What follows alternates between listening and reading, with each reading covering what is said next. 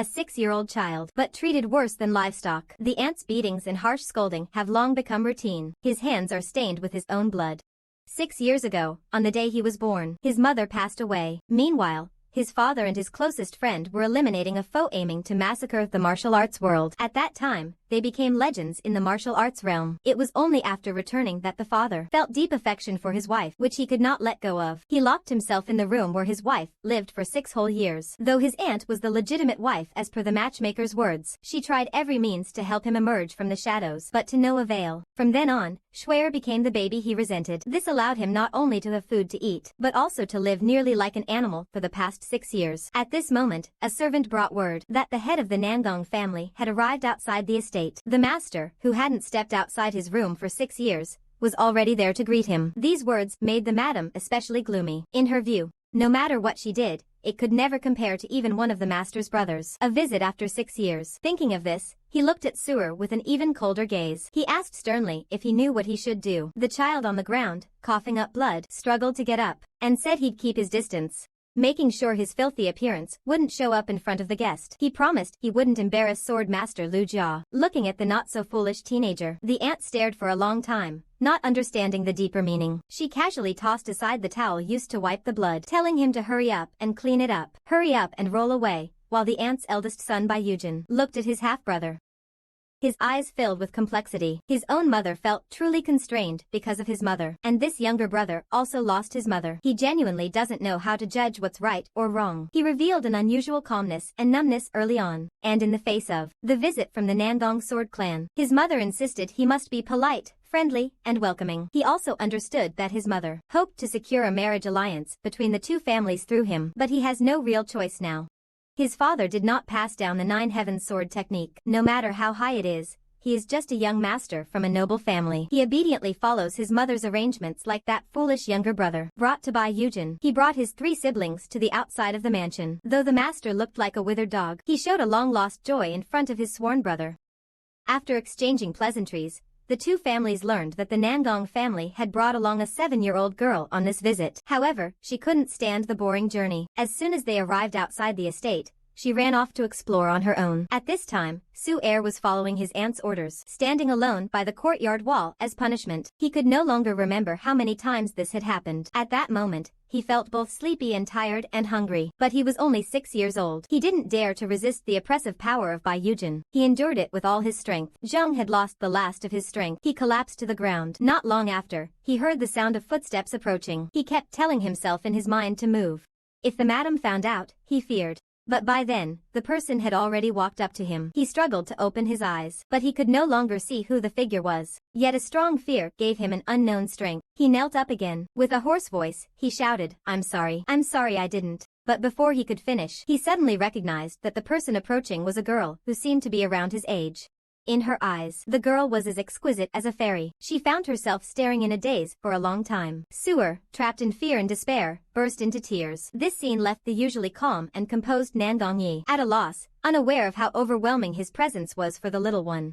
His face, cold and distant like a flower beyond reach, appeared in Suer's eyes. It was as if a heavenly god was about to attack and punish. He recalled the Nangong family's visit to Wulong Villa. He knew that this girl he had never seen before was the esteemed guest mentioned by the old lady. If the old lady knew he had contacted someone from the Nangong family, he felt a tightening in his heart at the thought. Taking a deep breath, he suddenly tried to escape. It was just this situation that left Shuya feeling utterly confused. With a soft leap, she caught hold of Suer's collar and slammed him hard to the ground, revealing the astonishing number of scars on his small body, and the little guy's dry mouth kept uttering apologies.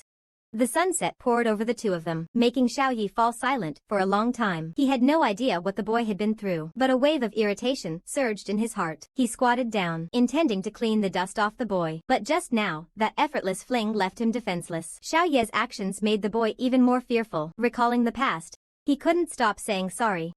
But he never expected that the other person was just placing a hand on his head. The voice rang in his ears like a silver bell. What is your name? After receiving Suer's reply, he gently reassured the boy not to be afraid. I will protect you. But what Xiao Yi doesn't know is, this kind of pure care is a warmth that Suer has never felt since birth. Just for a moment, the grievances of 6 years can no longer hold back. It made him cry like a child. Seeing such a pitiful child, Nan Gongyi sighed softly and embraced him. It was as if she was responding to his apologies. She murmured that it was okay. The two small figures stood there for a long time, until Su-er could no longer cry out. The rumbling sound from his stomach made Xiaoyi get up. The teacher asked Su-er to follow. She took him out to eat something delicious. The two small figures made their way to a dog hole. Watching Xuye crawl straight through it, Shuer became even more afraid. In a moment of hesitation, Xuye's hand reached through from the other side. Meanwhile, two sword masters were drinking heavily with their wives in the hall. The ladies then learned that when the moon demon's power reached its peak, it had already surpassed the limits of mortals. Elder brother Nangong, who was exhausting his combat power alone. In a time of crisis, his wise brother Lu Morong arrived. His nine-heaven sword technique was almost a mad slash. Although he severed the moon demon, but it also left behind stubborn illnesses. Before dying, the moon demon shattered into 9 sword energies. They scattered throughout the Jianghu. Just then, Bai Yujin suddenly proposed that he hoped to send his eldest son to him for apprenticeship. This left Nangong particularly surprised. In his view, the Lu family's 9-heaven sword technique is not inferior to the Nangong family's martial arts. Speaking of apprenticing to learn skills, that could be a bit far-fetched. Looking at my old friend Lu Morong, I didn't expect his thoughts to be even more exaggerated. He actually hopes that his children can trouble my elder brother to look after them. Moreover, there are some secret matters that are only convenient to disclose when the two of them are alone together. But before the life-threatening brother could respond to the request, Lu Morong suddenly started to cough violently. He collapsed onto the table. This scene startled Nangong greatly, and he immediately rushed forward to check the situation. What could be the reason his father hadn't cared for him for 6 years, and why he was unwilling to pass down the 9-heaven sword technique? A 6-year-old child, but it cost the life of the livestock. The blood staining the old lady's hands is all his. And in his final moments, my father revealed his true feelings to his sworn brother. On the day that Ninger left, my soul went with him. And he left behind a child that looks just like me. But I really don't have the courage to face him. Although I know that Ninger's death was not that child's fault, I still feel that I will hate him. For 6 years, I have never dared to visit him. Once, Nangong looked at this once ambitious stranger. He could never have imagined that after the battle with the moon demon, his injuries would be this severe. To put it bluntly, this stranger is indeed too outrageous. The great martial arts legend is actually the most incompetent father. Just looking at his current state, I can't blame him. For a moment, my heart is filled with mixed emotions. In the end, all I can say is to hurry and get better, whether for your soldiers or your children. But how could they possibly know? Bai Yujin harbored resentment out of jealousy. All these years, she has been mistreating that child. Yet it was this young lady from the Nangong family who discovered everything. Xiao Yi sees too much suffering in the youth. As a noblewoman of high birth, she has been gifted since childhood. Her martial skills have advanced rapidly. She is progressing at an astonishing rate. For the first time, I felt powerless because of Suer. Although I secretly took him out of Wulong Villa, all I could do was buy him some tasty food. Suer, though from a noble family, was tasting sizzling skewers for the first time. To him, that flavor was etched into his memory. He won't forget it. Just like that, as if in a dream, he followed Xiaoya through the market, eating many delicacies he had never tried before. But dreams always come to an end. The guards from the manor also found the two of them. By the time they returned to the manor, it was already late at night. The mothers of both families looked very worried about the children. But when Bai Yujin anxiously expressed her concern for Suer, her body couldn't stop trembling. Nan Gongyi, holding her hand, felt everything clearly. In that instant, Xiao Yi seemed to understand everything. A fierce and pure hostility emanated from him. He stared at her intently. This scene made Bai Yujin's heart skip a beat. Just as he was about to ask something in confusion, Xiao Yi and Shuer's older brothers arrived as well. From afar came the anxious voice of Nangong's eldest brother. What are you doing? I've been looking for you everywhere. I thought you went up to the roof again. As he approached, Shuer's older brother also saw Nangong, exquisite, pure, and coldly beautiful. But after all, he was still just a child. For a moment, he couldn't describe the sudden panic in his heart. Spring departs, autumn arrives. The same year of frost and moonlight. The legendary swordmaster Lu Morong never woke up from his sleep. Meanwhile, Bai Yujin summoned 20 death guards from the Bai family, each one assigned to protect Wulong Manor. At the same time, he sent his eldest son, Lu Yuan, to the Nangong family to study under Nangong. From then on, Bai Yujin completely took control of Wulong Manor. This confirmed the rumors about the Lu family. People thought that when he was searching through the master's belongings, he simply couldn't find the manual for the 9-heaven sword technique. This made him extremely furious. Unable to obtain the sword manual, and with the Nangong family's attention on him, he could never feel secure in his position as the head of the Lu family. In a fit of anger, he ordered the Deadpool members to throw everything about the old man into storage. And he didn't forget to include that little brat. Once again, Suer's fate was manipulated. From then on, he lived in Lou's warehouse, surviving each day on a hard bun and a bowl of murky water. One day, he was still staring at the rock-like bun in his hand, reminiscing about the amazing flavors Shuya had once treated him to. He suddenly noticed something gleaming in the corner of the warehouse. Driven by curiosity, he discovered an old, dusty mirror there.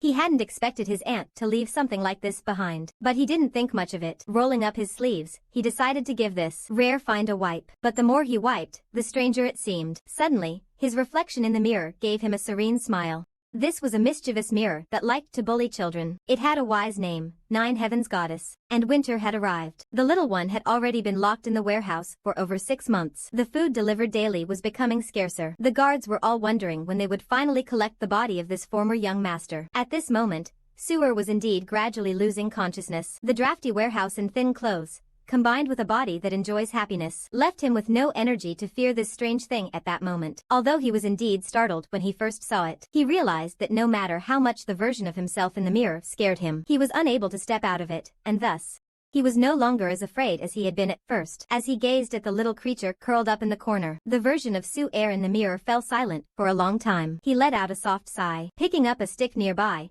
he started to move in front of him as if dancing. Su-air was drawn to the scene. He looked up. He found his movements very peculiar, graceful like a startled swan, and flowing like a dragon. His gaze was captivated by the figure in the mirror.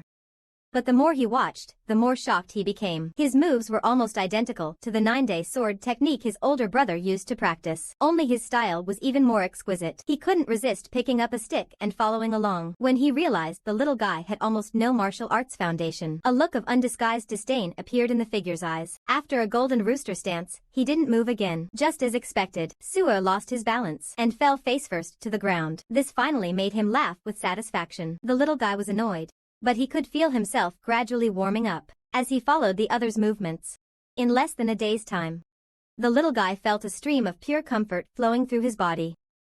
At this moment, Su-air was still unaware that this faint aura was genuine qi. It is cultivated and nourished within the bodies of skilled practitioners over time. But this scene infuriated the person in the mirror. In his eyes, what was this? After personally training for nearly 10 days, to see this little bit of progress nearly complete the outburst of genuine qi was unacceptable. Though he couldn't feel the real sense of pressure through the mirror, but that windless momentum also left Sewer deeply shocked.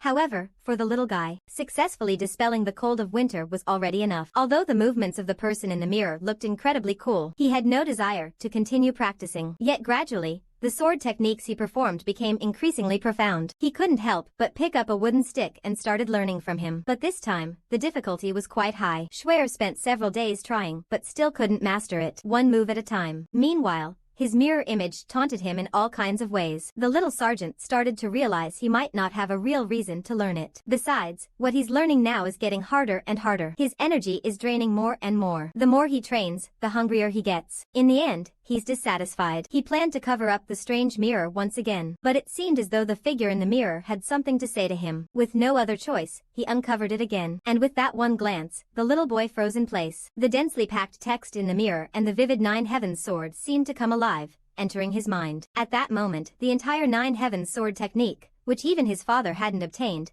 was imprinted in the mind of this 6-year-old boy. A child once fated to die in this warehouse now had his destiny completely changed. Time flies. In an almost completely sealed-off, undisturbed setting, 10 years passed in a flash. At 16, Sue finally let out a long sigh of relief. At last, I'm exactly like you.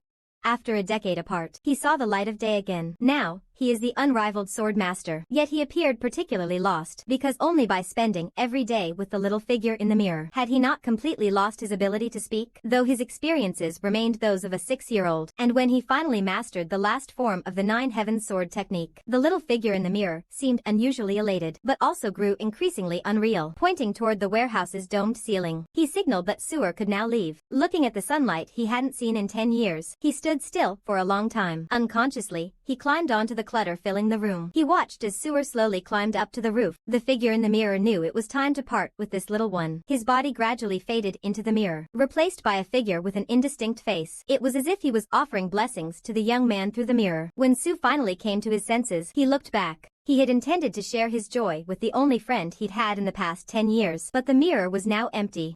It was as if that person had never existed. Although he understood that this was a farewell, his heart still surged with complex emotions. Standing on the rooftop, gazing at the familiar yet unfamiliar city of Luoyang. He seemed to have finally made up his mind. Slowly, he stood up, his body no longer frail. The next day, Lu Yuan, who had been learning at the Nangong family for 10 years, completed his training, and returned to Wulong Manor. The Nangong siblings accompanied him due to their familial ties. At this time, Suer's elder brother appeared particularly outstanding, and Bai Yujin had been even more dedicated, working tirelessly over the past 10 years, making Wulong Mountain Villa no less renowned than in its prime. At the same time, the villa has no scenery left. After a long separation, they appeared exceptionally cheerful. After a brief exchange of pleasantries, Bai Yujin also didn't forget to compliment the young master of the Nangong family. I heard that the Qing Tian nephew is now a swordsman known throughout the Jianghu. She gazed at the woman beside him with unabashed admiration. For a moment, it seemed like everyone was very harmonious and friendly. But among them, there was no sign of Cheyenne. Although she has become more delicate and charming now, ever since she came here, she has been searching for that frail figure from 10 years ago. Even when faced with Bai Yujin's greetings, she seemed to hear nothing. Although the elder brother reprimanded the younger sister for her lack of manners, he simply walked straight into the inner courtyard by himself. This scene left everyone puzzled. But Bai Yujin was well aware of the girl's intentions. Though he appeared kind and gentle, he understood the thoughts of the young girl completely. As everyone entered the estate, he immediately instructed the guards. Under no circumstances should anyone from the Nangong family approach the warehouse. If they find out that the little bastard has been imprisoned, Nangong, who, bound by feudal loyalty for years, will likely be the first to seek blood. But seeing the guards panic, he sensed something was amiss. Learning that the brat had escaped the warehouse last night, he flew into a rage. Without time to return and host the Nangong family, he led his men straight to the warehouse. He angrily smashed open the storage door. What met his eyes was a room in complete disarray. He immediately noticed the damage on the roof. Even if last night's thunderstorm caused it, he still couldn't understand how that little rascal, who didn't know any martial arts, had managed to climb up there. Seeing this scene, the squad leader quickly expressed his intention to personally lead the team to chase. However, Bai Yujin unexpectedly showed no signs of gloom. In his view, this might be for the best. A little waste of a person with the mind of a 6-year-old is now just a bit bigger in size. Not understanding the ways of survival, he will soon face hunger and illness.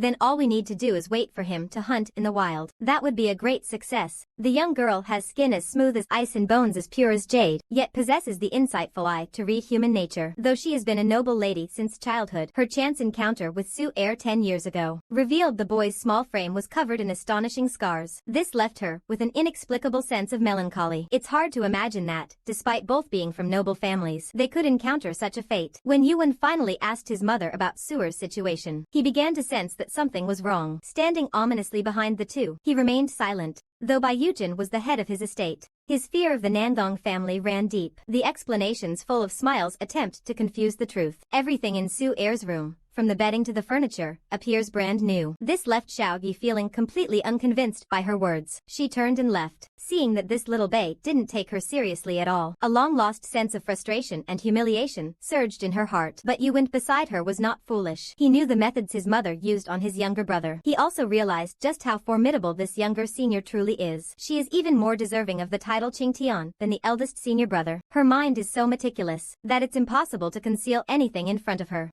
At this point, Yuan felt a shock in his heart. He worried whether his mother might have harmed his younger brother. To him, although he doesn't feel much affection for his younger half-brother, if his admired senior sister were to find out, he feared that at this moment, Bai Yu's Bell clan would simply inform Yuan of the situation. Upon learning that Shuer had been confined in an old warehouse, Zhongshu couldn't feel at ease and rushed over. But to his surprise, "Senior sister, you've already been here for some time." Sensing Yuan's presence, Xiao Yi finally spoke up. "Even though this is the most secluded area of Wulong Manor, there are still many guards. Is there something here I shouldn't be seeing?"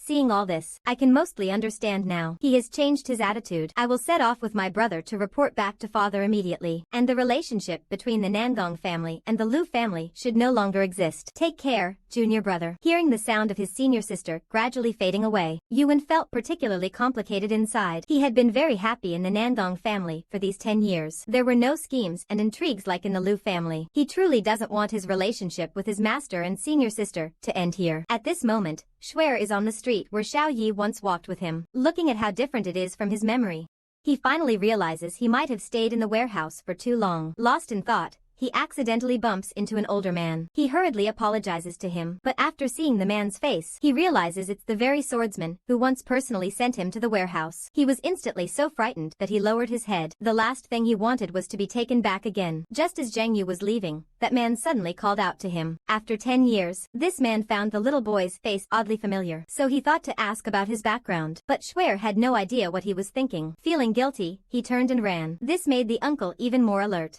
He felt that seeing the people from Wulong Mountain Villa so frightened might mean they were involved in something serious. Regardless of whether he wanted to or not, he just chased after them. The two of them hurriedly chased each other. Su Air discovered that the other party's lightness skill was extraordinary. He couldn't shake him off no matter how hard he tried. At this moment, seeing the city gate of Sakura about to close at night, it was as if hope for escape appeared. But the man was chasing closely. Just as Suer slipped through the gate, he caught up. However, the falling heavy iron above made him realize he had been too hasty, with no way to dodge.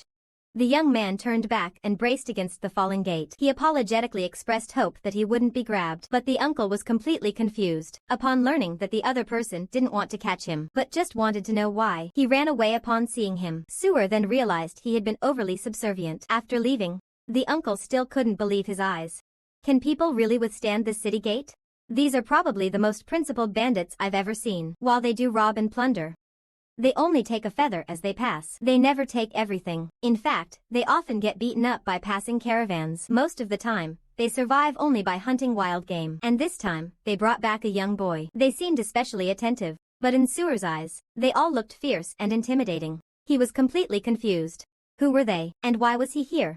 For a boy with the mind of a 6-year-old, his feelings at this moment could be described as terror. He only remembered fleeing from Luoyang City all the way to the deep mountains. He accidentally ate a beautiful mushroom because he was too hungry. It was just getting dark. He began to feel dizzy. His limbs felt weak. His stomach was churning like it was on fire, but all he could throw up was sour water. It was at that moment he realized the mushroom must be poisonous. After a short while, he lost consciousness and collapsed to the ground. He had no idea how much time had passed, but fortunately, he was found by people rather than wild animals. In his daze, he couldn't make out what they were saying, and the two of them seemed even more frustrated than he was, running into a dead body early in the morning. They called it bad luck, but after taking a closer look, it seems like it's alive. They lament that they've never seen anyone worse off than themselves. It looks like the little guy should be a beggar. No doubt, bringing him back to the village to do odd jobs counts as a good deed. When he opened his eyes again, he found himself in this wooden house. From their mouths, he learned that this was their mountain stronghold. They are the bandit kings of the 5 Peaks Mountain. They are the free-spirited and bold heroes of the Green Forest. They didn't care whether the little guy understood or not. They just went on with their self-introduction. After making a fuss for a while, Su Er only understood that these 6 are sworn brothers. They are just bandits on this mountain. It's just that in their eyes, since the boy is a beggar, he should be grateful if we give him some food.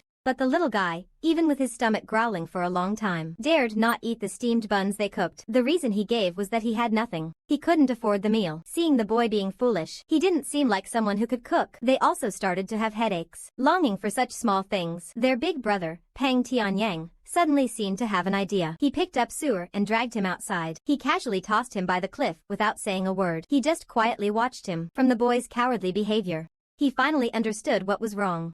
The little guy isn't stupid. He's one of those kids who grew up abused, like in the stories. This made the rough man feel uneasy, but his way of handling things was rather blunt. He told Suer straight up, if he joined the bandits, he'd gain freedom and wouldn't go hungry. Or, maybe, the boy just preferred being a weakling who got taken advantage of. These words struck directly at Su Er's heart. He lowered his head and gritted his teeth. He shook his head fiercely. Seeing this scene, the bandit leader finally showed a delighted expression. Next, he started to preach to him, saying things like we are the masters of Wufeng Mountain, and here, no one can resist us. In short, it was just a round of flattery. In the end, they even asked the little guy if he thought they were bad. Although their original intention was just to have Su stay and do chores, only the boy himself knows how precious this encouragement is to him.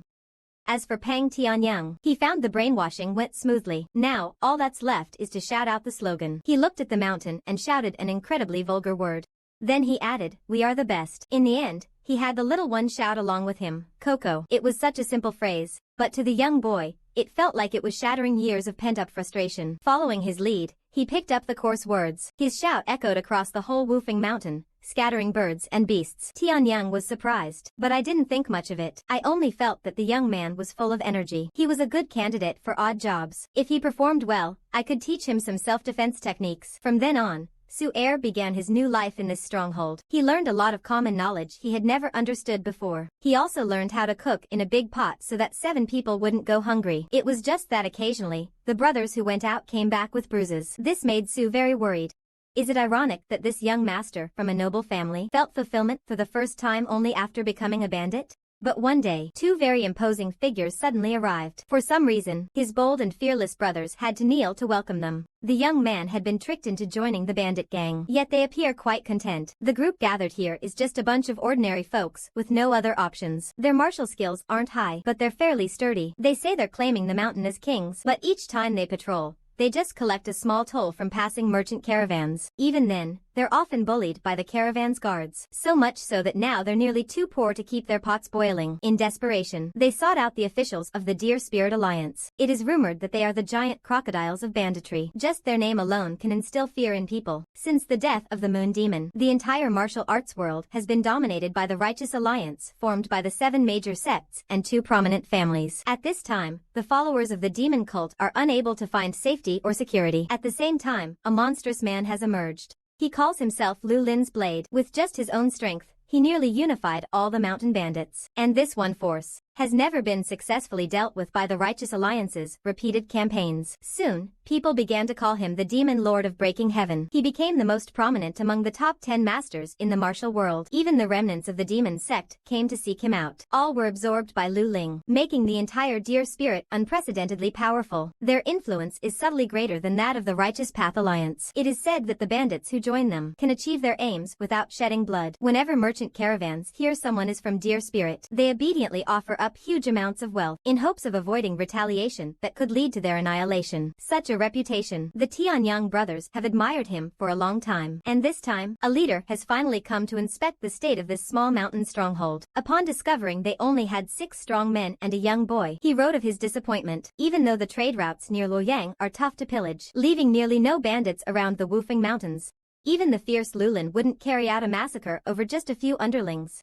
Provoking an all-out war with the Alliance of Justice would be counterproductive. It would only bring more harm than good. But these things, only leaders like them can see through clearly. But as the organization grew, even back then, performance evaluations were introduced. The number of outposts under their control was very limited. What if the boss blamed them for it? I'm afraid there will be some casualties. After thinking it over, I can only ask them to quickly gather 10 people to join. The Spirit Deer Alliance has easily entered the largest force in the current martial arts world. Tianyang hasn't reacted yet, but the 2 of them have more sinister intentions. They know that if it's just ordinary thieves, the merchant caravan will at most just teach them a lesson. But if it's the bandits from Lu Lin, they would instead go all out. To avoid being discovered by Lu Lin and getting burned. I think in less than 2 months, this little broken village should no longer exist. By then, when the higher-ups investigate, they won't know what scale this village used to be. Everything will be as those 2 brothers say it is. The brothers who came back to their senses only felt that the road in the village had widened. That night, I got drunk with my brothers.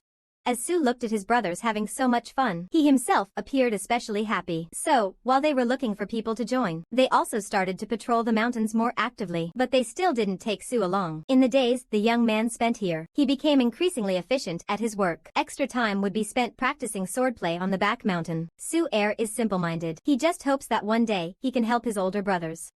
Another month passed. Among the brothers, one of them found 3 strong men who came to seek refuge. Some were seeking money to support their families, while others had committed crimes. There was also a girl who had escaped after being sold to a brothel. It seems that this village is quite inclusive in the Green Forest. 4th brother suddenly pressed Suer's head and congratulated the youngest. From now on, he also has a little brother. In the stronghold, ranking is based on how long one has been there. So from now on, Suer can go patrolling the mountains with them. However, this made the new arrival, Chongshan, extremely unhappy. He did not want to become a little kid's subordinate. He immediately expressed his desire to compete with him, deciding on the position of the 7th brother. Although Tianyang found this amusing, he didn't stop it. He also wanted to see if the little guy, after staying in the mountain village for more than half a year, had developed any courage.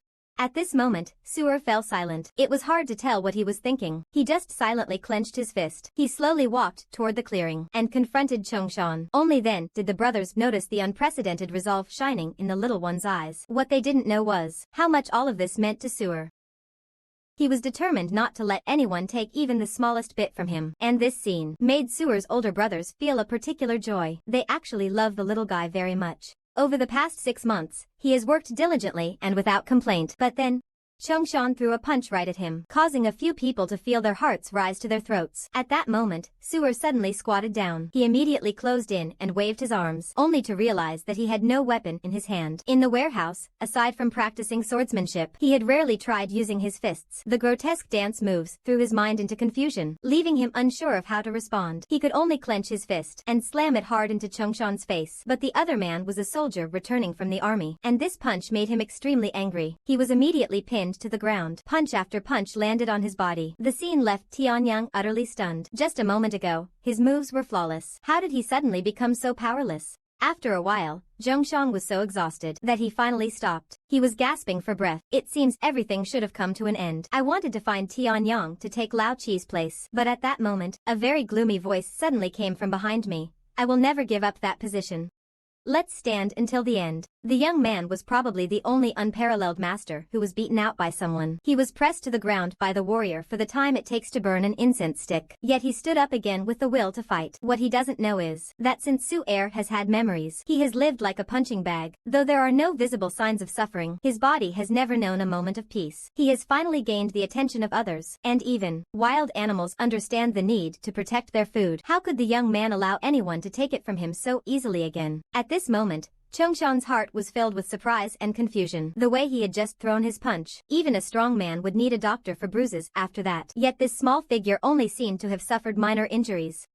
Even Suer himself hadn't realized how powerful he had become.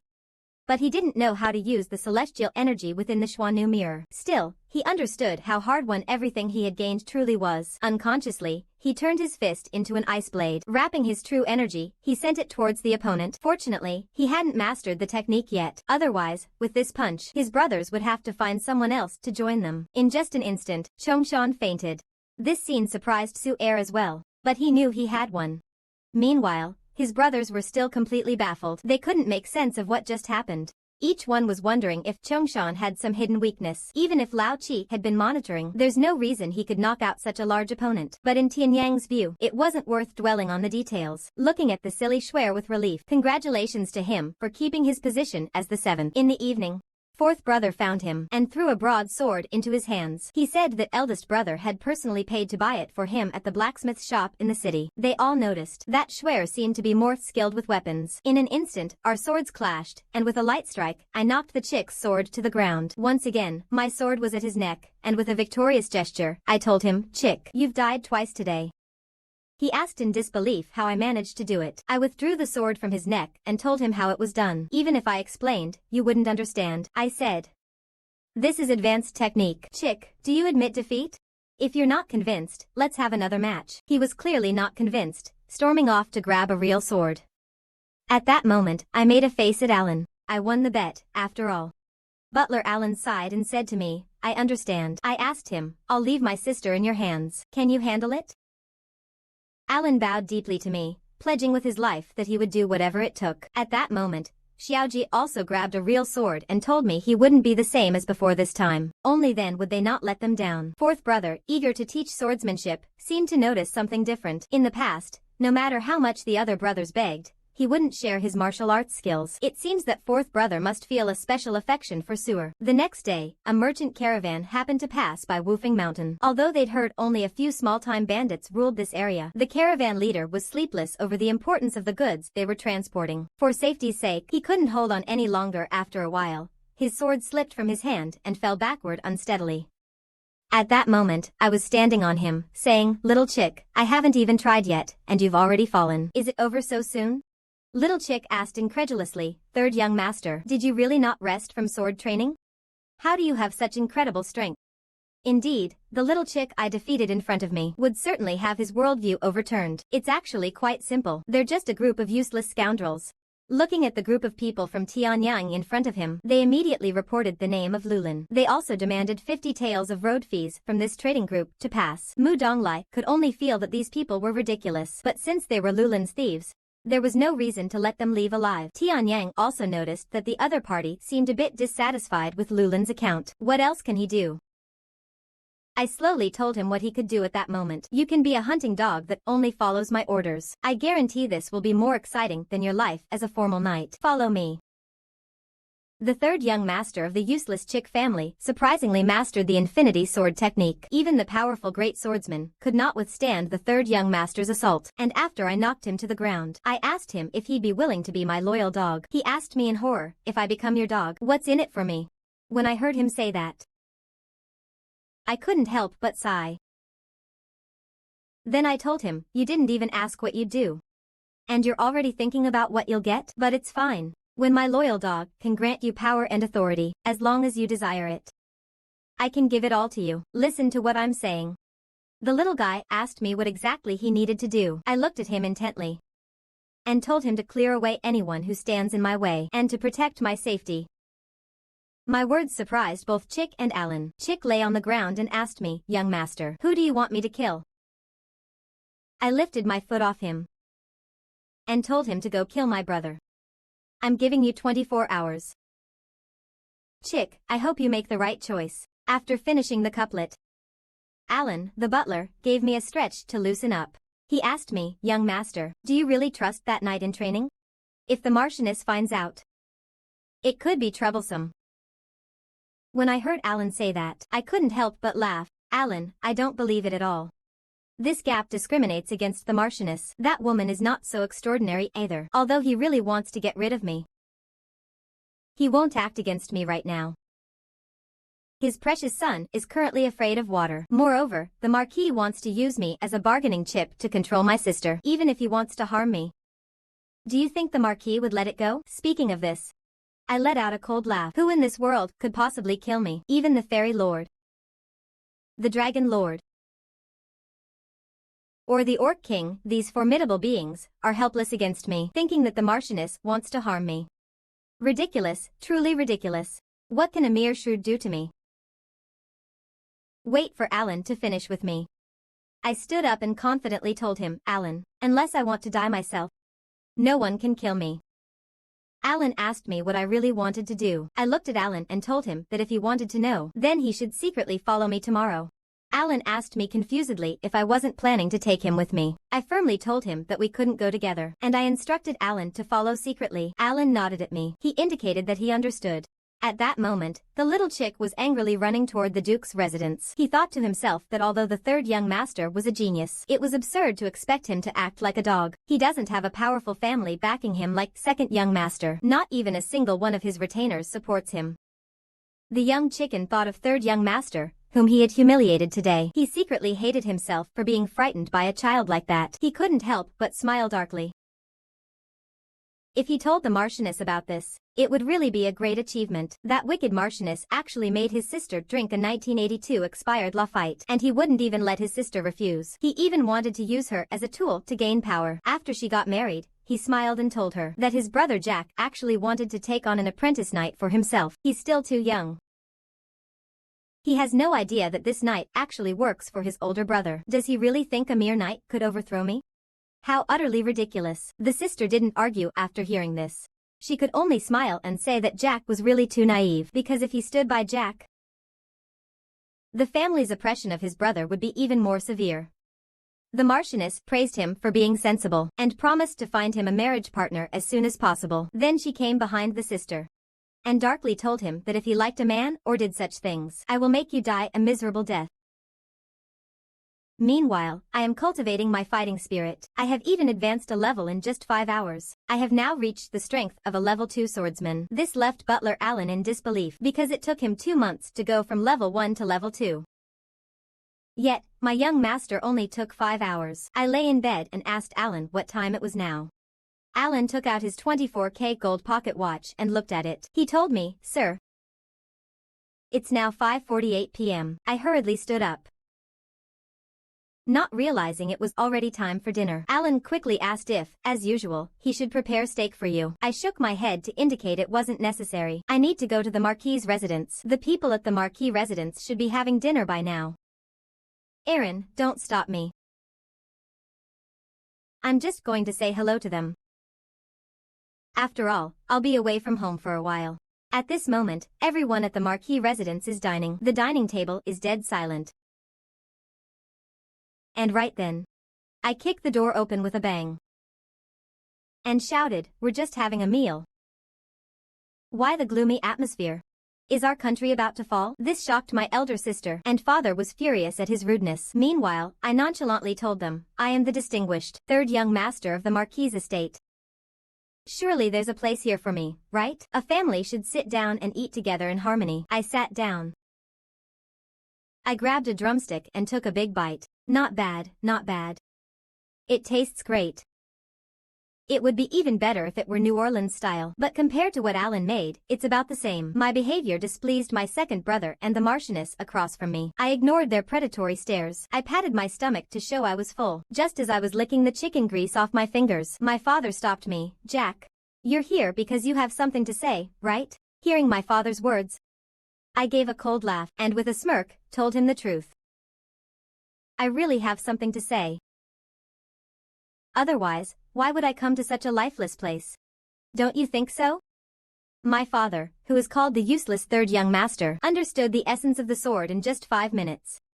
It's because he realized that his sister, whom he cherishes like life, was once again threatened and humiliated. So he kicked open the door of the Marquis' residence and boldly sat down at the dining table. I tore off a chicken leg and ate it fiercely, ignoring the cold stares of the people at the table. My father saw this scene before him.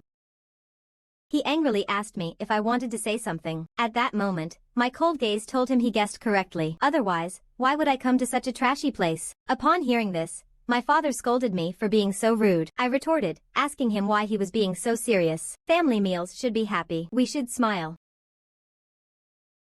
When my sister saw the tension between us, she quickly tried to pull me aside and said, but I raised my hand to stop her, and told her, sister, just calm down for a moment.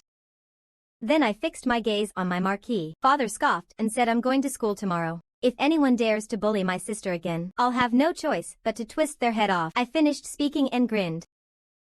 I told father I wasn't joking. The Marquise looked furious when she heard this. She couldn't understand how I dared to speak that way. Father told me it was fine. No one will bully my sister. I was surprised. He agreed to my request. But aside from that, there's another score I need to settle. Since someone bullied my sister, my brother will have to bear the brunt of my anger. I heard that after I beat him up that time. I've always been so afraid of water. I didn't dare drink anything. Is that true?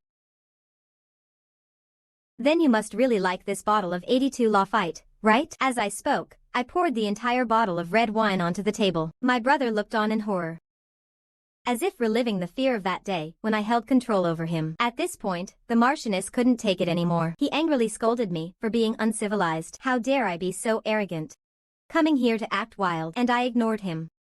I turned around and asked everyone present where the dog barking was coming from. Seeing this scene, my sister was restless. She couldn't understand how her normally weak brother had become so strong. But my actions and the insulting words made the Marchioness tremble. She gritted her teeth and said fiercely that she would never let me go. After hearing his words, I stood still for 2 seconds in shock. Then I turned around and told him, just you wait. Ha ha ha, let me see how you won't let me go. After I left, the furious Marchioness cursed me out. Even the maid at home said, I never expected the seemingly sweet third young master could make the lady so angry. I was just taught a lesson by my sister who chased me out. Nothing unexpected happened all night. Soon it was the next day. I went to school. I never expected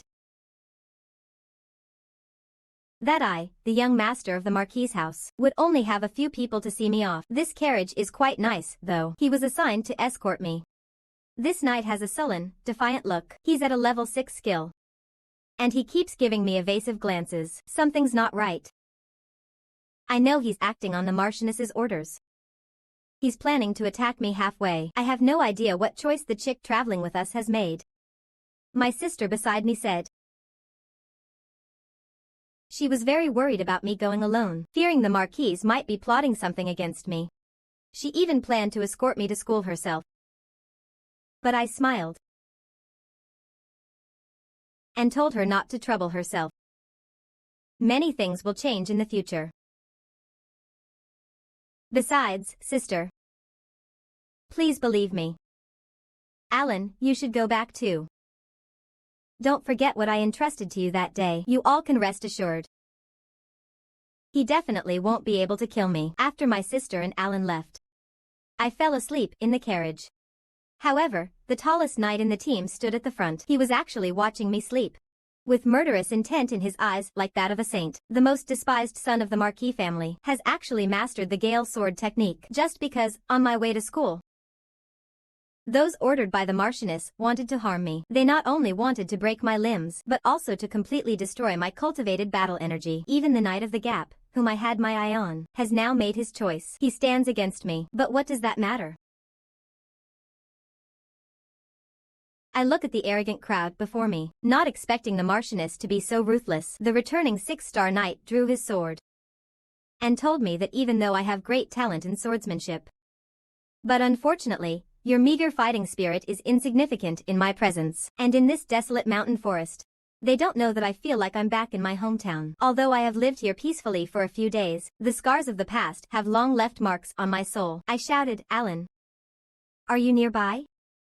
However, the surrounding silence was so profound that I could hear the wind rustling through the flowers and grass. The 6-star knight laughed, saying no one could save me now. I ignored him. I calmly replied, I'm a ghost. I once hid in the mountains for 10 years. There, I met my mentor. I learned many things from him. After my mentor passed, I came down from the mountains. But things had changed. The whole world has changed. When they heard that, they thought I was terrified out of my mind. They wondered what nonsense this third young master was spouting. In the next moment, I drew my sword. With a piercing gaze, I told him, there's one thing that has always haunted me. And that is what happened to my sister. She was clever and bright, gifted, but the kind-hearted her did not have a good ending. When I drew my sword, the overwhelming sword aura stunned everyone. My voice seemed to echo throughout the heavens and the earth. Didn't you say that my so-called talent and swordsmanship were nothing to speak of? Then let me show you now what true swordsmanship is. I jumped up and unleashed a swift wind slash towards them. The people who just mocked me suddenly turned serious. They understood that if they didn't eliminate me right away, they would be the ones to die. As I raised my sword in the air to gather energy for the strike, there wasn't a trace of emotion in my eyes. They were the first sacrifices on my path of revenge. They would join my sister from my past life in the grave. I swung my sword down upon them. In fact, the chick had not regretted his choice until the last second. After all, choosing the second young master with a backing seemed much better than the third young master with nothing. He thought he was making the right decision. What he didn't expect now was that the third young master rushing towards him was like a death god coming for his soul. This third young master, who had always been considered an idiot, actually grasped the ultimate sword technique and defeated 30 sword masters. Even the heavenly sword crafted by his sister could not withstand this overwhelming power and shattered. The entire scene was like a hellish battleground. And my face remained completely calm. I quietly said, Alan, come out. I know you're there. Alan stepped out from the trees, his face filled with terror. The scene just now was beyond his belief. He asked me, young master, how did you do that? I hid nothing from Alan. I told him this is something I completed in the sword prison of infinity. There are 8 moves in total. What I just used was only the first move. I haven't fully explained it to Alan yet. Every time I feel pain, I cough up blood. This body still can't handle such powerful energy. Alan asked nervously if I was all right. I told him, out of breath, that I'm fine. Hurry, give me your potion. Alan quickly took it out of his pocket and gave it to me to drink. Only then did I recover. Alan asked why I wouldn't stop burning. Without this potion, you really could have died, young master. I looked at Alan, his face full of concern. I told him I knew you always carried the potion with you for me, because in my previous life, I was barely alive, fleeing from my father's pursuit. It was Aaron who saved me. He gave me the potion to drink. At that time, I was only focused on escaping, and never thanked Aaron. Speaking of this, my eyes are filled with affection and gratitude. Thank you, Alan. Alan also knows from my confessions that I have been reborn. I stood up and took off my clothes. I told the knight, Alan, the chick is dead. I stepped on his head. I originally intended to cultivate him well and have him work for me. Unfortunately, he didn't make the right choice. I turned to look at Aaron, who was silent and calm. I was puzzled that Aaron showed no surprise when he heard about my rebirth. I asked him if he wasn't curious. Then I leaned in and asked if he wanted to know what happens in the future. Seeing the mischievous grin on my face, Aaron simply said he wasn't interested because he believed that no matter where he went, he wouldn't meet a tragic end. But when he heard his fate from me, he became somewhat deflated. After finishing, I got on the carriage to rest for a while, as the recent battle had drained a lot of my strength. At this moment, Alan looked at the inferno I had created, unable to believe that the gentle third young master had defeated 30 men with a single strike. To be precise, it only took one sword move. Then he was surprised to discover that everyone's wounds pierced through the chest, but they weren't sword wounds. How did the young master do it? He looked at me, already fast asleep, unable to stop wondering about the young master. What did you go through in your past life? And what kind of life did you live?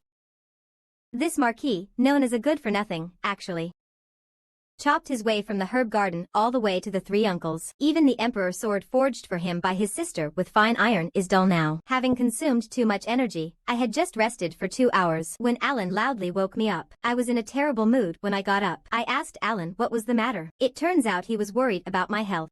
Even though I took the potion, Alan still wasn't at ease. I told Alan not to worry. Right now, aside from the pain, there's nothing else seriously wrong. After hearing this, Alan stopped asking. He then took out a bag for me to see. Inside were the knight's belongings.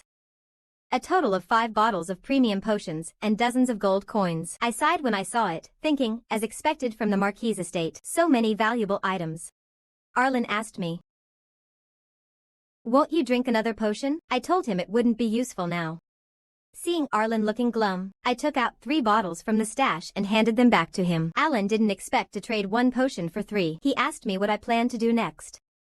"The young master has dealt with all your escorts. The Marquis will surely be suspicious of you." When I heard Alan say that, I couldn't help but laugh. Suspicious of me? What could he do about it? Alan thinks the Marquis will definitely summon you back. Then I asked Aaron if he wanted to keep betting with me. Aaron immediately turned his head, saying he wouldn't bet. He felt he'd just lose again. How funny, Aaron actually got smart and didn't fall for it. After saying that, Aaron knelt on one knee before me. "Young master, I trust you have your own plans." I asked him if anyone else had noticed him coming here. Aaron reassured me. He left a doppelganger at the other house to clean before coming here. The doppelganger technique is a 9th-tier advanced magic. In the entire world, there are fewer than 10 people who can see through Alan's doppelganger. Moreover, they are all deep in the beast forest on missions. I warned Alan. The Marquis may torture you severely because of today's incident. If the atmosphere turns sour, then you should shift all the blame onto me. If the Marquis wants to kill you, just tell him my message. Alan asked me what the message was with confusion. I looked at him with a murderous intent. Tell him that if one day he kills you or your sister, then that day will be the day the Marquis family is exterminated. Alan stood up in fear after hearing this. I told Alan not to be nervous. These are just assumptions. I only hope the Marquis knows his place. To play the role of a father well in front of my sister. This is the one chance I'm giving him in this life. Before Arlen left, he asked if I really had to go to the academy. Seeing the look on his face, I knew he wanted to leave here with me, though it would be quite interesting. But it's not the right time yet. I patted Aaron on the shoulder, reminding him to take good care of my sister for me. After Aaron left, I packed up my things, got on my horse, and prepared to leave. Though I couldn't bear to leave my sister and Aaron, there was something I had to do. I am going to find my teacher, Milos. He taught me how to survive in my previous life. He also gave me the strength to seek revenge. He turned me from a worthless person into someone. My teacher's dark magic once made the entire world tremble. Thinking about seeing him again, my heart is feeling a long-lost excitement. This third young master of the Marquis' residence, who is treated as an idiot. He wielded the young master's sword and slaughtered a giant dragon. After saying goodbye to Arlen, I arrived at a village. I saw children laughing and playing here. It felt like this village would be a perfect place to live. I entered an inn, planning to rest. It was incredibly noisy inside, and people were drinking and making merry, chatting away. The golden retriever in the shop seems very happy with my arrival. It actually wagged its tail vigorously at me. I found a corner to sit down. I hope no one will bother me here. After I sat down, a voice called out to me. It said it was the first time seeing a young customer come alone. I looked back. I couldn't tell if it was the owner or the staff here. They asked if I was dining or staying. I looked at the scar on his face and his physique, which clearly belonged to someone else. He didn't seem like an innkeeper at all. He looked more like a mercenary. Then I took out 2 gold coins. I asked him to bring me some simple food and drinks. Open another room. I didn't expect him to smile and say 1 gold coin is enough. For food, he served me apple pie and Wellington steak.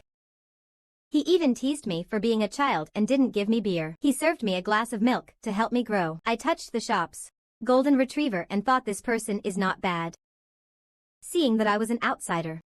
Surprisingly, they didn't overcharge. Could it be that life here is just too comfortable? Well, there hasn't been a war yet. The golden retriever looked at me, adorably trying to act cute, grinning and wagging its tail. I smiled back and said, "You silly dog, you have no idea about the terrible things coming." Still wagging its tail excitedly here. Just then, I heard the table next to me discussing that the royal family is gathering strong warriors to hunt beasts. A large number of chi masters are participating in the battle. Even the strongest Iron Blood Knights from the Marquis estate are involved. I don't know why Teslon is doing this futile effort. In my previous life, I knew about this battle. The Beast Forest is located in the Greenland Canyon. It is a neutral area in the world. There live half-orcs, goblins, fairies, and elves. There are even giant pythons. The blood of these magical beasts can be used to make potions. Ogre blubber can be used to make bows and arrows. Special magical beasts can be used to craft weapons and armor. Fairy feathers are favorite decorations among the nobility. Elves, due to their stunningly beautiful appearance, are often kept as pets by people. Their campaign this time did not fear the threat of the forest of beasts. It was driven by human greed. Unfortunately, the outcome of this campaign was a failure. And how tragic was the result? The Iron Blood Knights lost 1/3 of their forces. The other noble forces dispatched also suffered the same losses. Because of this failure, the king lost his star general, and they also lost the support of the nobles. The kingdom began to fall apart at that time, and a year later, civil war broke out. Just as I was listening to a few people talking, they actually mentioned the 3rd young master of the Marquis residence. I immediately perked up my ears. I listened more attentively. They said that this 3rd young master of the Marquis residence actually used dark magic, and this fool was even thrown in jail. A few people laughed. They even said that this idiot, the 3rd young master of the Marquis' house, has no talent. How could he possibly learn dark magic? He must have learned some bar tricks from unsavory characters. At that moment, the woman from earlier brought me food and drinks. She asked me what was so amusing that had me laughing like that. I couldn't help but find it funny when I heard her. Ha ha ha, I ended up laughing along without realizing it. If it weren't for this kind woman sitting in front of me, I might have sent them all to their doom. After all, commoners discussing nobles is punishable by death. I told her there was nothing to be happy about. I just overheard them saying that the 3rd young master of the Marquis estate is a fool. I found it amusing, so I eavesdropped a bit. Then this woman told me that most people judge things they haven't seen based on rumors. But he's different. He makes his own judgment after seeing it for himself. I looked at him as he finished speaking and laughed without saying anything. I picked up a piece of steak and put it in my mouth. Although it wasn't as good as what Alan makes, it tasted quite good. However, just then, this woman actually smiled at me and said that the 3rd young master of the Marquis residence is so handsome. She claimed that the rumor of him being an idiot must be false. This 3rd young master of the Marquis residence, who is mockingly called the big fool by the world. I actually gambled all my coins with a 235 poker hand not long ago. I looked at the woman who recognized me, the scar on her face, the muscles on her body, and those mercenaries who are regulars. I asked her if she was the head of the Adventurers Guild branch here. She was startled when she heard that. Then I laughed. I'm not just guessing. Because every village has mercenaries who weave through the streets to make a living. Some are hired to participate in territorial wars. Some take on simple commissions to find lost pets or become hunters, and the Adventurers Guild helps mercenaries find jobs to meet the needs of the mercenaries. Guilds are often located near inns or other lodging places. I asked him, "Are you really that free? You still have time to personally run a tavern?" He just sighed when he heard that. The Adventurers Guild is right next door, but since this territory is small, there haven't been many job opportunities lately. So, he's just making a living however he can. Watching him talk and laugh so easily, I couldn't help but sigh inwardly. Even if I am the notorious fool of the Marquis, I am at most just a topic of conversation at the mercenaries' table. Yet, I was actually recognized by the guild members in this remote mountain village. Did he know about what happened back then? Just a few dozen minutes after I arrived here, the village guards stopped me. They asked me about the purpose of my visit. I took out the Marquis' token. Immediately, the guards' attitude towards me became very respectful. As soon as I entered, they even bowed to me at a 90-degree angle. They were clearly afraid I would be upset about their earlier neglect. I felt he must have heard about me from the guard at the city gate. But even if it was important information, contacting the guards privately without the Lord's knowledge is a very dangerous action. He laughed and asked me if I was worried about him. I suppose so. After all, this woman in front of me is quite friendly. Even though she has heard my rumors, her attitude towards me isn't as bad as that of the second son and those nights. She smiled and reached out her hand to introduce herself. Her name is Avinoa. She is the head of the Avinoa village branch of the Alavis Guild. I also politely shook her friendly hand. I said hello. But I realized that both the name of the village and his name are Avinoya. I understood a bit more. So I asked him if he was the eldest or the second. He smiled and told me he was the third here. The lord here is his elder brother. I praised him for being quite impressive. Usually, it's commoners who become mercenaries. I never expected a noble to take on this kind of work. Besides, most nobles your age are already married by now. He told me he does it because he enjoys the job, and his family isn't willing to sell him off either. Hearing this, I fell into deep thought. It's the complete opposite of how my family operates. It's really enviable. What an interesting family. He held the golden retriever in his arms. He asked me why I came alone. Where are your guards? I took a bite of my steak. I told him lightly, you fool, you don't deserve guards. Listening to me say this, he was immediately stunned. The third young master of the Marquis residence is indeed different from the rumors. I asked Avinoa to help me find a few guards. Traveling alone is indeed very tiring. He asked me how many people I needed and how much I would pay. I held out my hand and told him a maximum of 5 people. It's best if you have camping experience. Cooking skills would be even better. As for the payment, I'll pay each person 2 gold coins in advance, another 3 coins upon arrival. Avinoa's eyes lit up when he heard this. The third young master is truly generous. After all, they're protecting merchants. Each person can take up to 30 silver coins. I took out 3 gold coins and gave them to Avinoa. I asked him to prepare what we needed. A carriage and horses. If they were available, he should buy them. Avinoa took the coins, smiling and saying I was quite generous. He then handed me the room key. Let me get some rest. I'll leave everything else to him. This department head is such an interesting woman. She must be very reliable in her work, and those flies should have a hard time getting into this village. I entered the room. I lay down on the bed. Instantly, fatigue washed over me, and I fell asleep in this room. I'm such a complete idiot. The golden retriever licked me awake. It's the alarm I set for myself. Yesterday, I even had a dream. In the dream, I was still that useless person from my past life. It was the first time I met my teacher. He laughed at my weakness. He told me that kindness isn't a crime. Incompetence is. Jack, do you want to change yourself? Aviner didn't knock at this moment. He came straight in and told me he had prepared everything I needed for the journey. As I was walking out with my luggage, he told me he had taken care of everything for me and even arranged a luxury carriage for me. He also selected several experienced escorts. I looked at the people in front of me who told me to guide them well. Aren't they the ones who slandered me yesterday?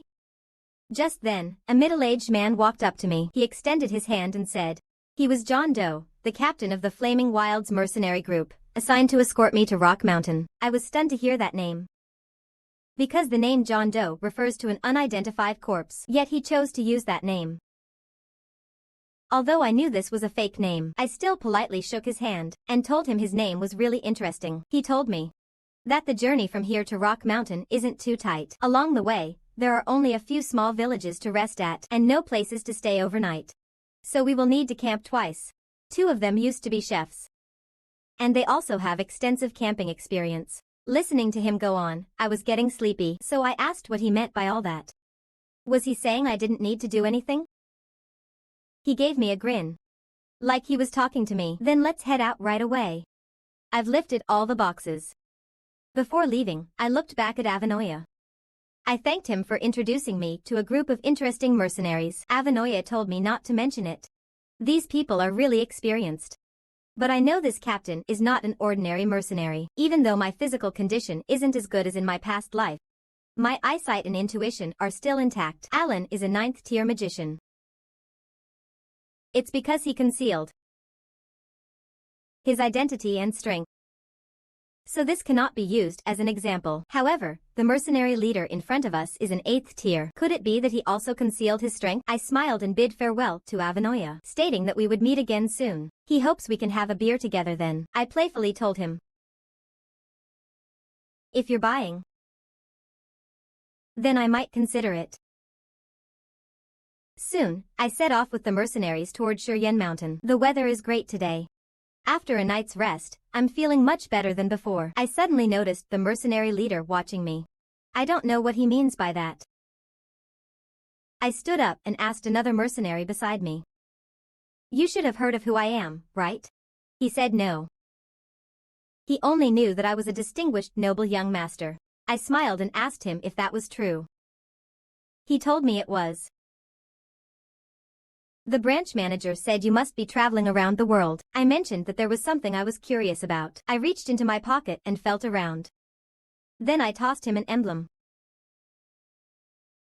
He held it in his hands and examined it closely. Isn't this a noble emblem? I smiled and asked if he recognized the emblem. This is the emblem of my now extinct family, the House of Marquis Ballantyne. And I am the so-called useless young master you spoke of yesterday. This third young master of the Marquis's house, known as a good-for-nothing, actually managed to eat 10 bowls of rice while camping in the wild. Just before eating, he even pointed at the chef and asked why he called him an idiot. He was also thrown into prison for using dark magic. Looking at the few people in front of me trembling slightly, I found it quite funny. After all, it's all been made very clear. Now I also know my identity, and the rumors about me using dark magic are spreading everywhere. This person trembled and said sorry to me. I told him he wasn't wrong. After all, my teacher is a highly skilled dark magician. So as his student, even though I am a swordsman, it's impossible for me not to understand dark magic. I asked him why I wasn't using my fists. Why did you have to use black magic? I pointed at the person next to him and asked, what about you? Why didn't you stop him when he scolded me yesterday? But when he cursed the king, you covered your mouth so tightly. This really makes me very sad. That person hurriedly apologized, said he was blind to the situation. Everyone present, except John, appeared flustered. I think the division head might have told only him about my identity. I patted him on the shoulder and told him it was all right. I told him to forget everything from yesterday. After all, we've been through a lot together these past few days. I gripped his shoulder firmly. He couldn't believe how strong a kid could be. He quickly agreed, saying the young master was right. I hope you will take care of me in the future. When it was time for dinner that evening, one of them said to me that he now understood. Rumors are indeed unreliable. I asked him in confusion what he meant by that. He told me that I was different from ordinary nobles. They are generally pampered and spoiled. They never do any work. And you actually washed the dishes yourself. It's truly astonishing. Others also expressed their agreement with this person. I didn't expect that my small gesture would make these people see me in a new light. I just thought the lavish dishes they made, like the beef pie and pudding sausages, looked really delicious. I even wanted to hire him as my private chef. I only felt satisfied after my belly was full and I let out a long sigh. Although thinking this way feels a bit unfair to Aaron, I told everyone that I was washing the dishes to thank them for such a delicious dinner. After all, I consider myself a foodie. After explaining, I asked him who was on duty tonight. He told me they would decide by drawing lots. They asked me if I wanted to join in. I pouted my lips. I indicated that I was just a child. I needed to sleep early to grow taller. It was quite boring at night. I chatted with the mercenaries. I asked them if they knew how many dragons there were in the world. Everyone looked very confused. The existence of dragons was said to have been entirely eradicated by the legendary founding king centuries ago. This great founding king, along with his 2 aides, eliminated all the dragons that once ruled the western continent. He then established the Tizlan Empire, which, over time, evolved into what is now the Kingdom of Tizlan, and eventually became a vassal of the Turkan Empire. These are the facts known to everyone. I started counting on my fingers.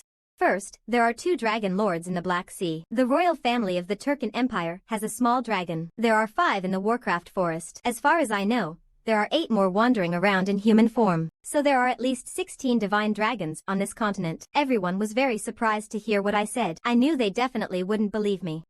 Because divine dragons only appear in legends. So far, no one has ever seen them with their own eyes. I asked everyone if this story was interesting. The reason the dragon cannot intervene in human affairs is because there is a covenant that restricts their actions. John asked if I meant that the king of founding the nation didn't actually kill the dragon. I chuckled. I told him that the despicable guy did not eliminate the gods and demons, but rather negotiated with them. Strictly speaking, it was those 2 unknown assistants who did it. I told everyone that what we understand about the mainland is not the entire world. To put it simply, we are on the west continent, while the east continent is on the other side of the Black Sea. Let's not talk about the little dragon for now. The Dragon Lord carries a mission passed down through generations, which is to protect the Black Sea. Although I don't know the origin of the barrier, I've heard it was created thousands of years ago to separate the 2 continents of east and west. For generations, the Dragon Lords have made guarding the barrier their mission. Likewise, I'm also very curious about what kind of events are being blocked by the Dragon Lords on the East Continent. After hearing my words, everyone burst out laughing. A mercenary stopped me and said, "Boss, you really know how to tell a story. It seems you really need someone to chat with." I sighed. I thought, forget it. Although I didn't expect them to believe it, I still felt a bit lost inside. This Marquis's 3rd son, who is regarded as useless, actually comprehended the ultimate meaning of the sword in just 3 minutes. He even held the sword and clashed against 8 strikes. The strong-willed expert just now. Because I talked about the existence of dragons, everyone didn't believe it. So I went to the river to take a bath and pondered the events of the past few days. I originally thought that the mercenary group's leader, John Dow, was a spy sent by Turkan to the kingdom, and that the branch manager was quite pitiful. These few people still cannot be freed from suspicion for now. After all I wanted was a mercenary who could act as a bodyguard. But this woman introduced me to a hidden powerhouse with an 8th level fighting spirit. Even the current leader of the Iron Blood Knights is only at the 8th level. That is to say, a talent who would be welcomed anywhere. Yet now they are the leader of an obscure mercenary group. Could there be some hidden troubles? I looked up at the full moon in the sky, with a myriad of thoughts. But right now, rather than uncovering his true identity, I have something more important to do. I have already taken advantage of my rest in the inn and the carriage to heal the injuries caused by using the flame spirit last time. I gathered my energy with my hands, and felt that everything was fine now. But even so, I still need to find the teacher. Although it's very likely John Doe isn't Turka's spy, I can't take him with me. After putting on my clothes, I decided to go ask him directly. When everyone saw me, they asked why I took so long. But I didn't answer him. At that moment, I held a sword in my hand. I told everyone that I had been worried about one thing, so I didn't have the mood to stay in the water for too long. John asked me what it was. I looked at him with sharp eyes and asked him if he really didn't know. I pointed my sword at him, aimed at an 8th level Dochi master. What concerns me is that as someone with 8th level Dochi, why did you choose to be a mercenary? The place I'm heading to is very important to me, and holds significant meaning. So I don't plan to bring along someone who's hiding something from me. These words left the mercenary group stunned. Their captain is actually an 8th Dan. What's going on? John told him to shut up. Don't interrupt the 3rd young master. Then he stood up and said, "Fine, just take me as an 8th Dan. What does the young master want now? I'll tell him. Earlier, I told you an interesting story. Now it's your turn to tell me one." John Doe asked me what would happen if he refused. I smiled and told him that if he couldn't convince me, then he was as good as dead. My gaze suddenly turned icy cold, and I asked if he was a spy sent by Turkan. The killing intent I radiated made the other members of the mercenary group tremble. I told John Doe that that woman named Cocoon also mentioned we should have a beer together next time we meet. If you're a spy, then he seems pretty suspicious too. John Doe immediately frowned at this, asking why I suddenly brought up Cocoon. I thought he was being dumb. I'd spelled it out, and he still didn't get it. I asked him, wasn't he curious about that woman? Was the last thing she drank beer or not? After saying that, I showed an innocent smile. I asked him, how was it? Isn't it getting interesting? looking at the hesitant and panicked John Doe in front of me. Even after all I said, he still didn't release his fighting spirit. I don't know if he's on guard or hesitating.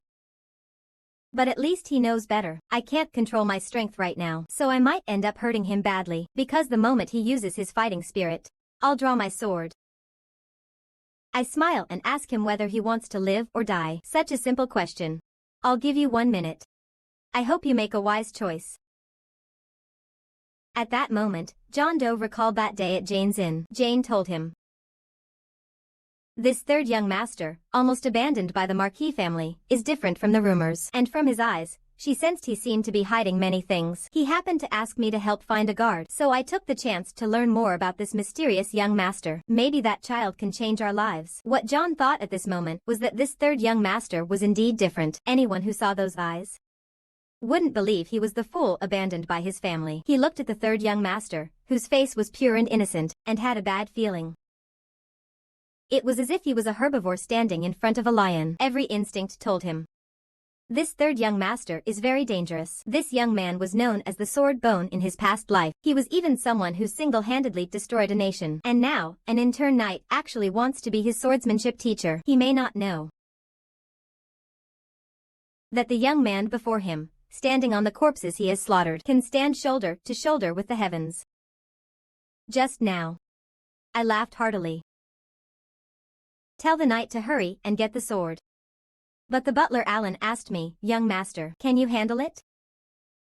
That man just now is at level 4. While I chewed on my steak, I told him, so what if he's level 4? Alan, do you doubt me? He told me, a bit worried, that he was afraid I'd get hurt. It's not that he's afraid I'd lose. How about making a bet with me? Let's bet on whether I can win.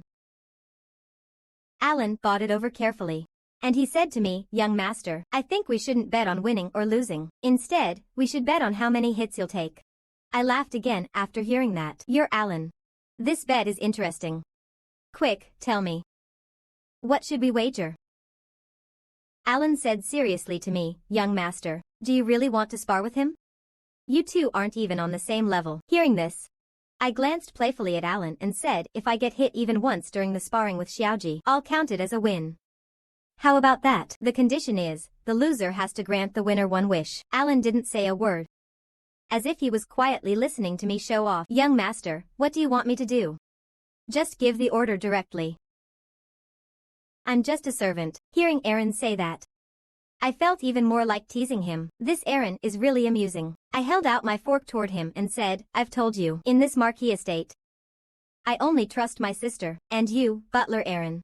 Hearing this, Aaron felt really happy to be acknowledged, but he still said to me, pointing at someone with a fork is quite rude. At that moment, I gave a wicked smile and told Aaron seriously that I only make genuine requests to those I trust. It's not an order. So, Aaron, I'll leave my sister to you. At this moment, Alan's eyes are filled with a gleam of gratitude. He looks at the young master, surprised that someone so young could speak directly to his heart. He glances at me, a smile on my face. He exhales and says, since the young master has spoken like this, I have no choice but to agree. Just then, a knock on the door is heard. It was indeed the chicken knight who arrived. He knelt before me and said, young master, my behavior just now was too rude. I apologize for my earlier words. If you need a sparring partner, I would be more than happy to serve. I looked at the chicken knight kneeling on the ground. I understand that although most people ignore me to my face, just like that guard in the prison, they're actually insulting me. If he acted directly, he'd still worry about the consequences. I reached out and told him, how about we go somewhere private? Seeing his puzzled look, I poked my finger on his forehead.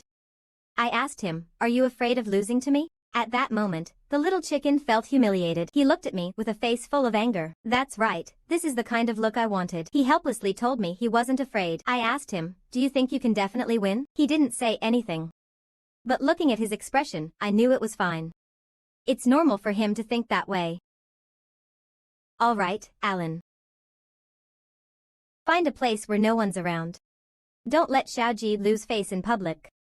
Alan quickly led us to a desolate basement. I never expected there to be such a spacious area in the estate. Eagerly, I told Xiaoji, let's start with the wooden sword. Xiaoji handed me the sword, a bit disdainfully. I gripped the sword tightly in my hand. I was ready in a fighting stance. The little chick praised me, saying, "Young Master San, your sword grip looks very skilled." Upon hearing this, I couldn't help but smile. I thought to myself, skilled, ha ha ha, the people I've killed in my past life could fill a whole tribe. I stood up there, side by side with the sky. I charged forward with my sword and shouted at him, "Chick. Even if it's a wooden sword, you must give it your all. Watch my attack." The chick calmly defended against my onslaught, with a loud smack. My sword deflected. Little chick saw me get kicked in the leg, and thought to himself, what a rookie. To face a 4th level sword master like this? To avoid trouble for 3rd young master, if he loses, I'd better scare him a little. Just as he thought this, my sword is already at his throat. The fight is over. You lost, little chick. Little chick stares in disbelief at the scene before him. Even the butler, Alan, looks at me in astonishment. I solemnly tell little chick, if this were a real sword, you would already be a corpse. Didn't I tell you to give it your all? This little chick is puzzled. How did the 3rd young master move here? Is this really his first time picking up a sword? The 3rd young master's sword is so fast. This 3rd young master, an abandoned child of swordsmanship, actually defeated a powerful 4th level sword expert in just 3 moves. Just now, I held the sword to the knight's neck, then told him that if this were a real sword, he'd already be dead. In Butler Allen's eyes, he expected his young master to be defeated by the knight in 1 move. He thought the training would end quickly, but unexpectedly, the young master remained so calm and composed. Every move is not only skillful, but also incredibly fierce in its attack. Allen realizes that if the young master held a real sword, the knight within range would be dead for sure. He doesn't understand how the young master, who has never trained in swordsmanship or even held a sword, can be so powerful now. Could this be what they call a genius?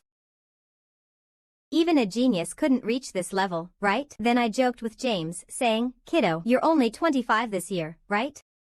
When did you start training?" The kid stammered and told me he's actually 23 this year and started training at 18. I couldn't help but praise him for his effort. You reached rank 4 in just 5 years, even though you started late. That's still quite impressive progress. So, I decided to explore his potential thoroughly. Little G has decent potential.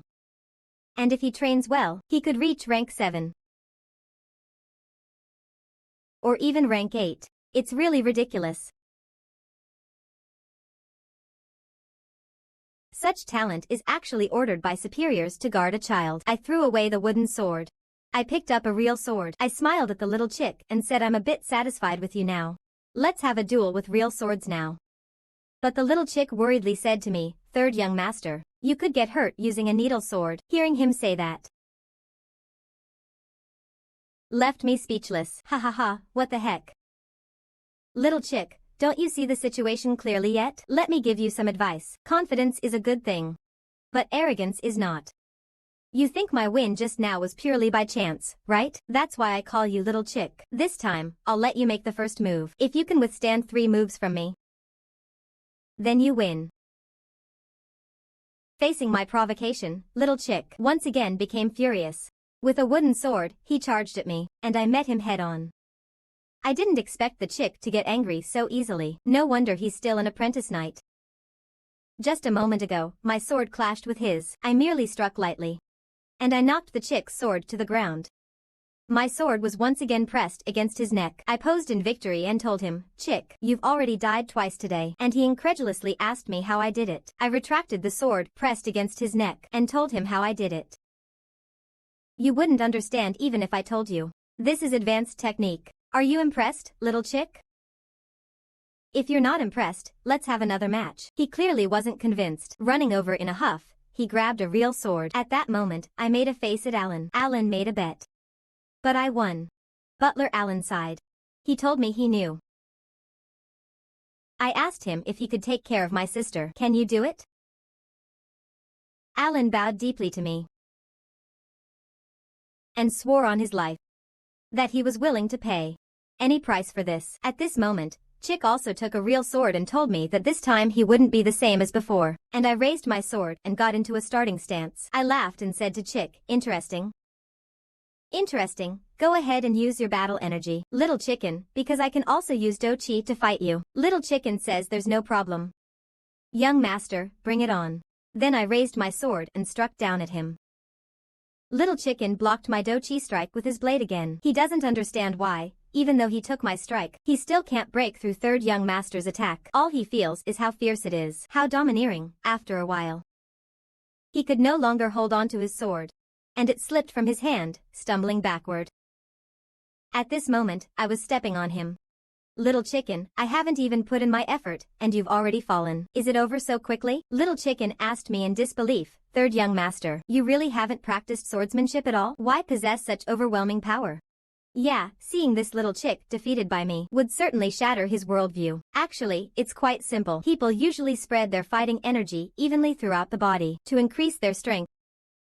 But I'm different.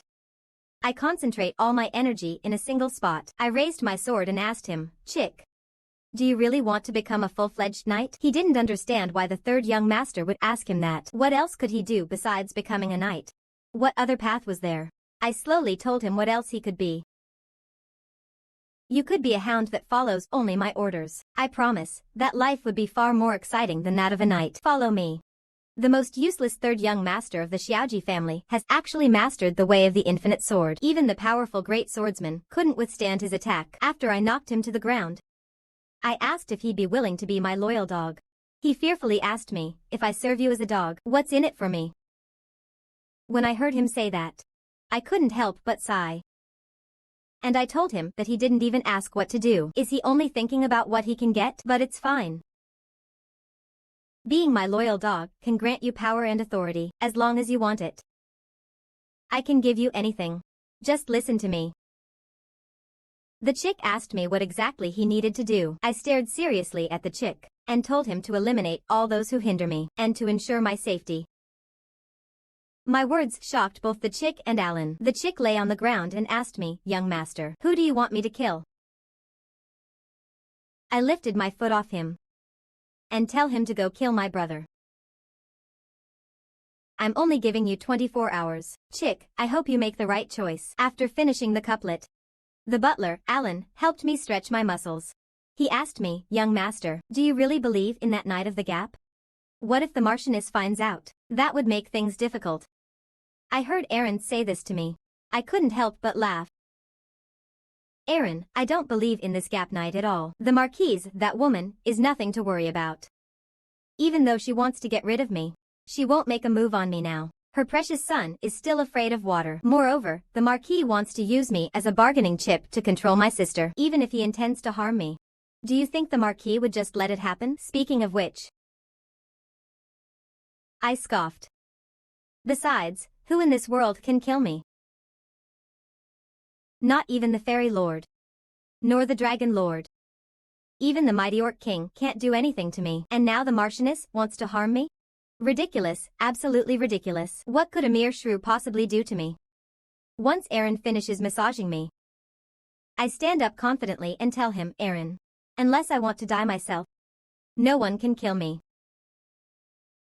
Aaron asked me what I really wanted to do. I looked at Aaron and told him that if he wanted to know, he should follow me secretly tomorrow. Aaron asked me in confusion if I wasn't planning to take him along. I firmly told him that he couldn't come with me and advised Aaron to make sure to follow secretly. Aaron nodded to me to indicate he understood. At this moment, Chick was storming angrily toward the Duke's mansion. He thought to himself, though the third young master is a genius, it's ridiculous to expect me to act like a dog. He doesn't have a powerful family backing him like the second young master. Not even one family retainer supports him. Chick thought of the humiliation from the third young master today. He resented himself for being so frightened by a mere child. He couldn't help but laugh darkly. If we tell the Marchioness about this, it would be a great achievement. That wicked Marchioness actually gave you a bottle of Lafite from 82 that's way past its prime, and didn't even let you refuse it. She even wanted to use you as a tool to gain power.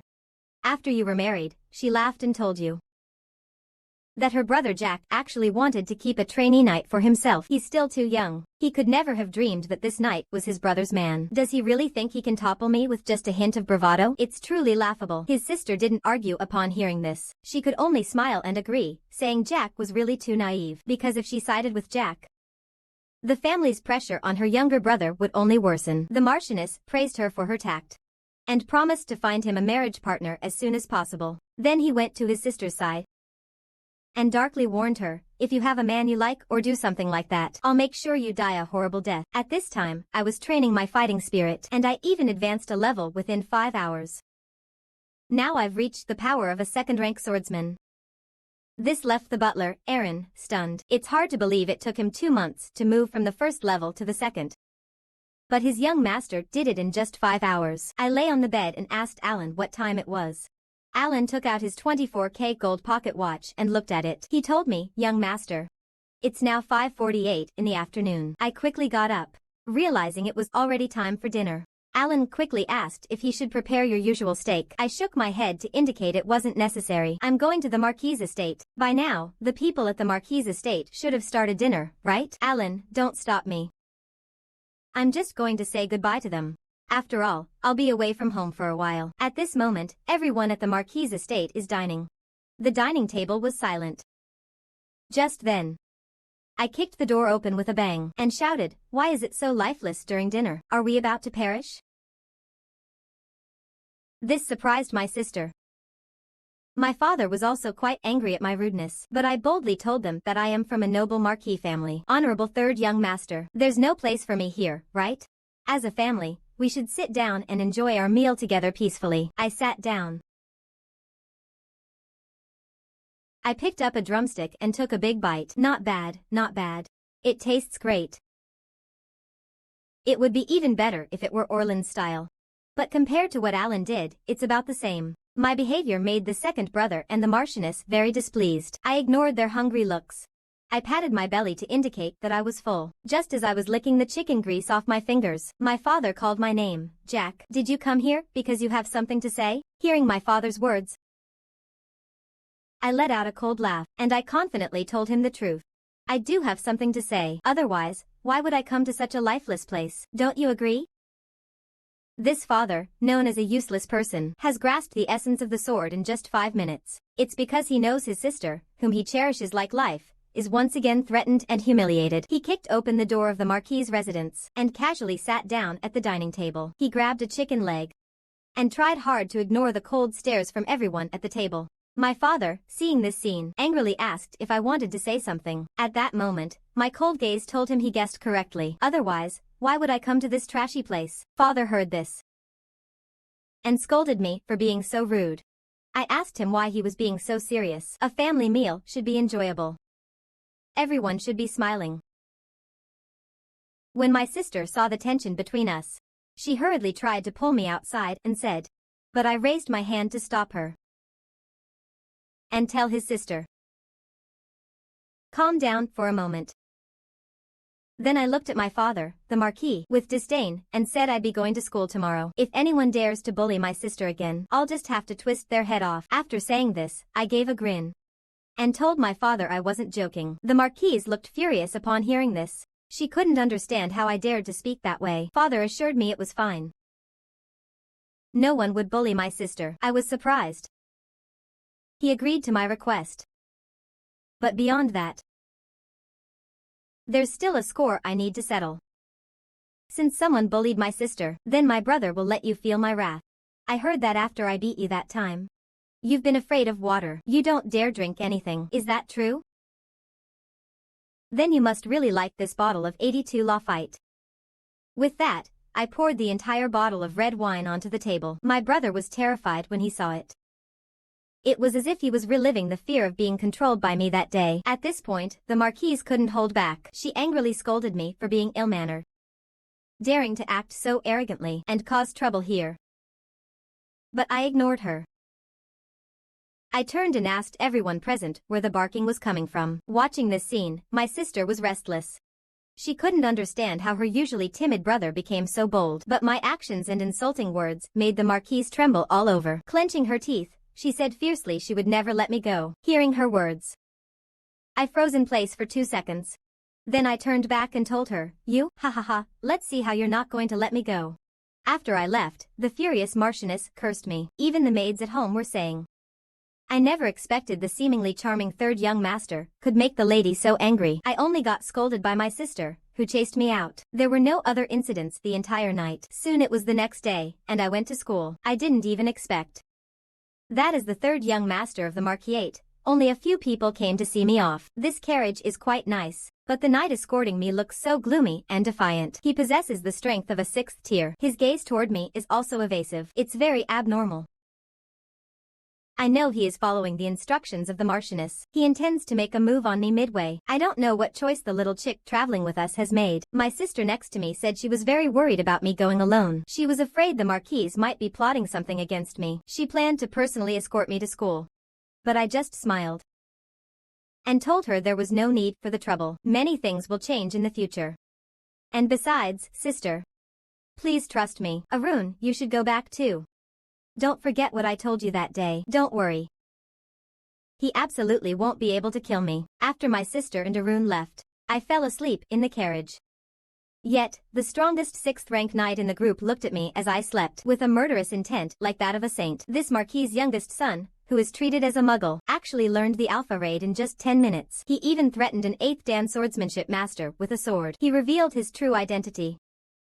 The 8th Dan expert, John, couldn't understand how this young man figured out he was an 8th Dan. Could it be that the sword told him? Then John shook his head, indicating it was impossible. He believed that even if the sword could speak, it would warn him in advance. But as he looked at the young man before him pointing the sword at him, he asked in confusion, if I really am at the 8th rank, do you, young master, truly have the strength to kill me? Yet when he looked into my eyes, he couldn't understand why there was such intense killing intent in a child's gaze. Was this young man really just a child? Should he tell the truth, after all? Should he continue to keep it a secret? If he were to say it, how should he begin? This suffocating feeling reminded him of the countless choices he faced during his years as a mercenary. Then, he closed his eyes and thought for a moment. He had always been lucky. This time, he decided to trust his instincts again. And at that moment, I called out, "Time's up. Since you're unwilling to speak, I have no choice but to act." Just as I gathered my energy, I heard John Doe speak and stopped. He asked if I understood my sister's current situation. I lowered the sword in my hand and signaled him to continue. So, here's what happened. John Doe told me a love story between a noble lady and a commoner. The story wasn't very long, and the plot was quite simple. He met Jane when he reached the 7th level of his training, and she was 19. They fell in love at first sight. To this day, they are still very much in love. It was only after hearing this that I understood. No wonder this woman still hasn't married. Even though the two of them are worlds apart in status. John is an 8th level Dochi wielder, so he should be quite renowned in Teslon. And he's strikingly handsome. Yet he chose to become a mercenary. Did he get into some trouble? But looking at that woman's personality, it seems that her family itself is not very interested in power. I asked John, and that's why he became the head of the Adventurers Guild branch in this small place. And you work as a mercenary under him. So, are you approaching me because there's profit to be made? I looked at John as he spoke. That's true. I don't know if I should trust him, but a story like that could be made up on the spot. I used Tongli to look towards John Doe and asked him if he remembered the story about the dragon he just told them. Why did the Turkan Empire raise young dragons? Grandmasters refer to those who have reached the 10th rank, but even those grandmasters don't know. Deeper in this world, there exists a higher level. That is the monster surpassers who do not use fighting energy. Instead, they use the power of the soul. Everyone who listened to me showed expressions of surprise. I then told them that in 2 years' time, the Knight Heinz, who guards the royal family of the Tulkan Empire, he will break through the limits of a master to become the strongest swordsman on the continent. He will continue the forgotten history of the Transcendents. But what's laughable is, this guy didn't become a Transcendent through his own strength. Half of his body is made of dragon bones and blood. Because of this crazy act, he has become a flyer. The dragon's monster. John Doe doesn't understand what all this has to do with our current situation. I tell him, the Turkan Empire sent countless spies to gather information to verify whether other nations have dragons. I look at John Doe, and seeing his reaction, I realize he thinks I'm not just telling stories. This reassures me, dispelling my doubts about him, and told him to remember to send me an invitation when he gets married. But just as I was passing by him, I sensed a trace of killing intent. Without the slightest hesitation, I drew my sword and struck toward John Doe. At that moment, John Doe, a master at the 8th level, hadn't yet drawn his sword. I told him, I suspected you first. That's why I'm sparing your life. But this is the last time. If I sense any killing intent again, it won't just be you. I'll kill everyone here. At that moment, the panicked team members quickly urged me to lower my sword and talk it out calmly. I sighed helplessly. The relationship that had finally eased has now become tense again. But there's nothing we can do about it. Because we are essentially in an employer-employee relationship. This Marquis, Kong Sanshao, who is often regarded as an idiot, actually took a whim to tell ghost stories to the mercenary group. Everyone has clearly become accustomed to the young master before them, always telling these terrifying tales. If it weren't for his noble status, he would have slapped him a long time ago. However, the mercenary group doesn't understand why the leader, as an 8th-tier master who clearly has the strength to be a prominent figure, is living a humble life as a mercenary. But thinking about the leader saving their lives, and having lived together for so many years, he also understands that the leader may have his own difficulties. He even envisions that his mercenary group could become one of the top mercenary groups in the future, and their leader will become the king of mercenaries in the world. Only John knows in his heart that a king of mercenaries is not something someone with merely an 8th-tier rank can achieve. Even among those at the master tier, there are at least 4. They then stopped discussing this topic. They prepared to continue listening to my stories. I patiently began to tell them about an incident from 23 years ago. There was a simple-minded guy with strong limbs who had an indescribable relationship with the fairy lord. Everyone expressed that they had never heard of this before. It immediately piqued their interest. They were ready to eat popcorn. I thought that made sense. After all, these two races are in opposition to each other. Moreover, they frequently waged wars. These two races are known as the twin fiends of the beast forest. They can also be called the guardians of the forest. It's hard to believe that such opposing races could have their leaders fall in love. Originally, the two races coexisted harmoniously in the forest. Even in the early days when the forest overlord, the Black Hero, became the half-orc lord, they still got along peacefully. John Dow and his team couldn't wait to ask me what happened next. I couldn't help but smirk. I told them not to rush. The reason is that everyone knew about the relationship between the Black Knight and the Fairy Lord. Whether human, fairy, or orc, although they are different races, their basic desires are the same. They all have the same obsession with power. Due to discontent from both races with their lords, they secretly formed alliances under the pretext of their relationship. Thus, they plotted to drive away their respective lords. But ultimately, their ambitions were not realized. Until today.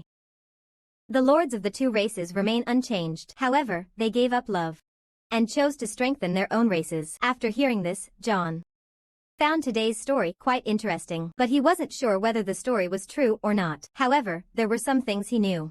A few years ago, the relationship between the half-orcs and the elves was not as tense as it is now. Moreover, starting 10 years ago, the two lords had acquired the title of the Twin Evils. The elves secretly learned battle techniques only half-orcs would know, and the half-orcs secretly learned about the elven trees, the most numerous in the forest. The two races stole each other's secrets. As a result, the two races became adversaries.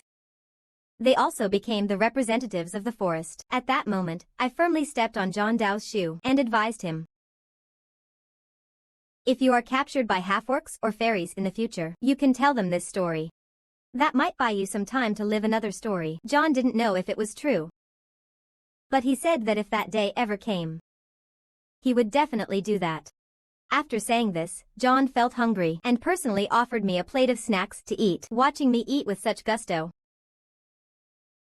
he proudly told me that he had made it himself today. However, what I didn't know at that moment was, the news that all the soldiers escorting me had died in the mountains had already reached my father's ears. And based on the investigation results, it was confirmed that the soldiers had died from advanced magic. This gave my father a headache.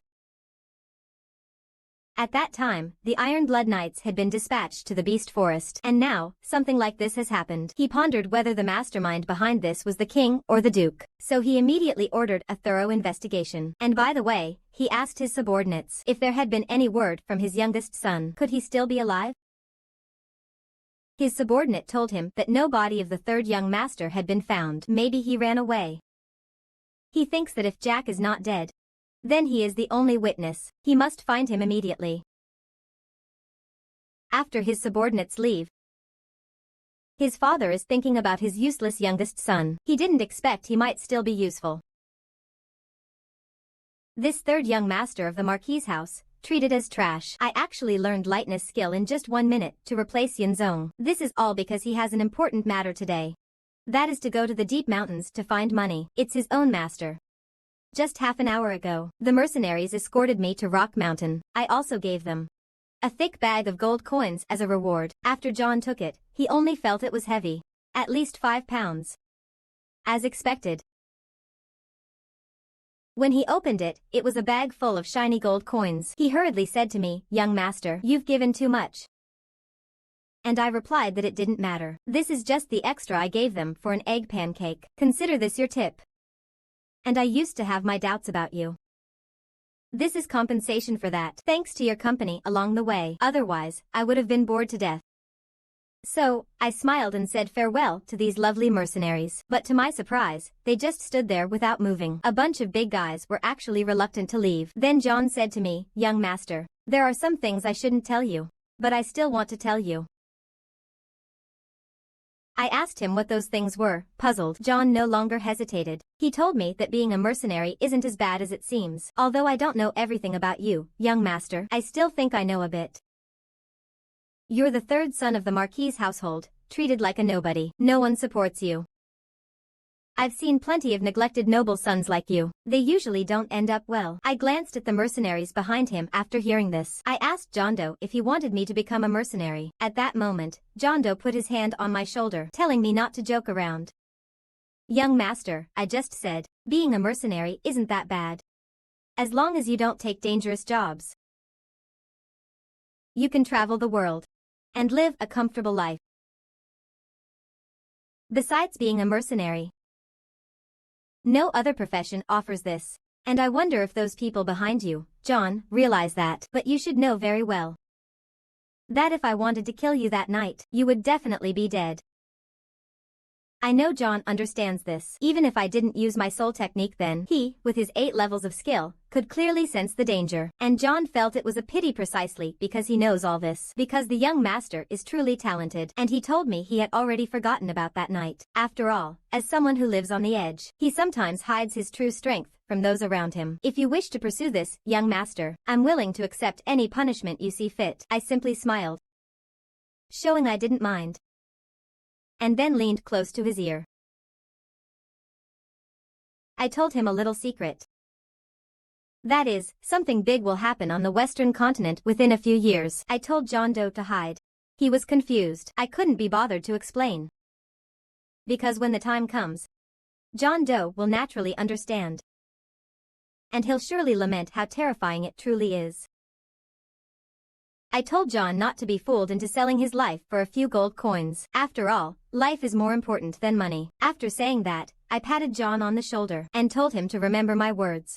After saying goodbye to them, I entered the dense forest alone. Looking back at my silhouette, John told me to wait a moment. I looked back. John Doe placed his hand on his chest. With a determined gaze, he said to me, "Young master, may I ask your name?" I smiled. He clearly knew my name.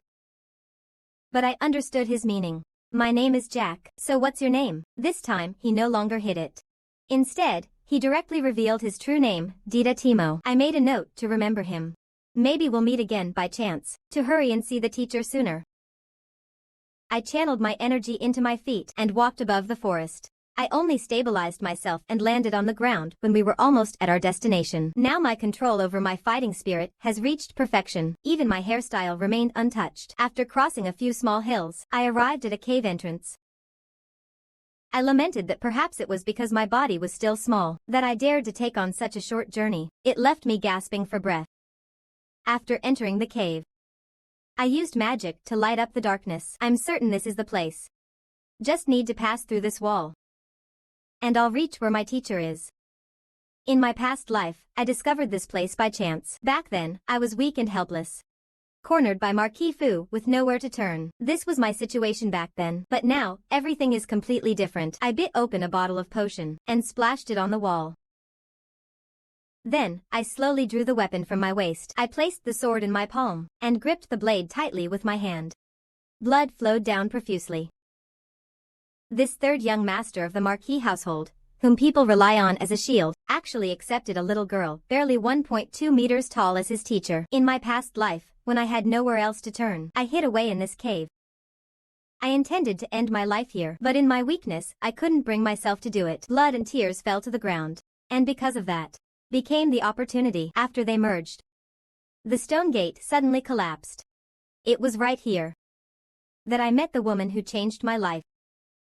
And in this life, with the memories of my past, I found this place again. With one strike, I shattered the stone gate. As I ventured deeper, I don't know why, I actually feel a little nervous, but it's not surprising. Even in my past life, I haven't seen my teacher for 10 years.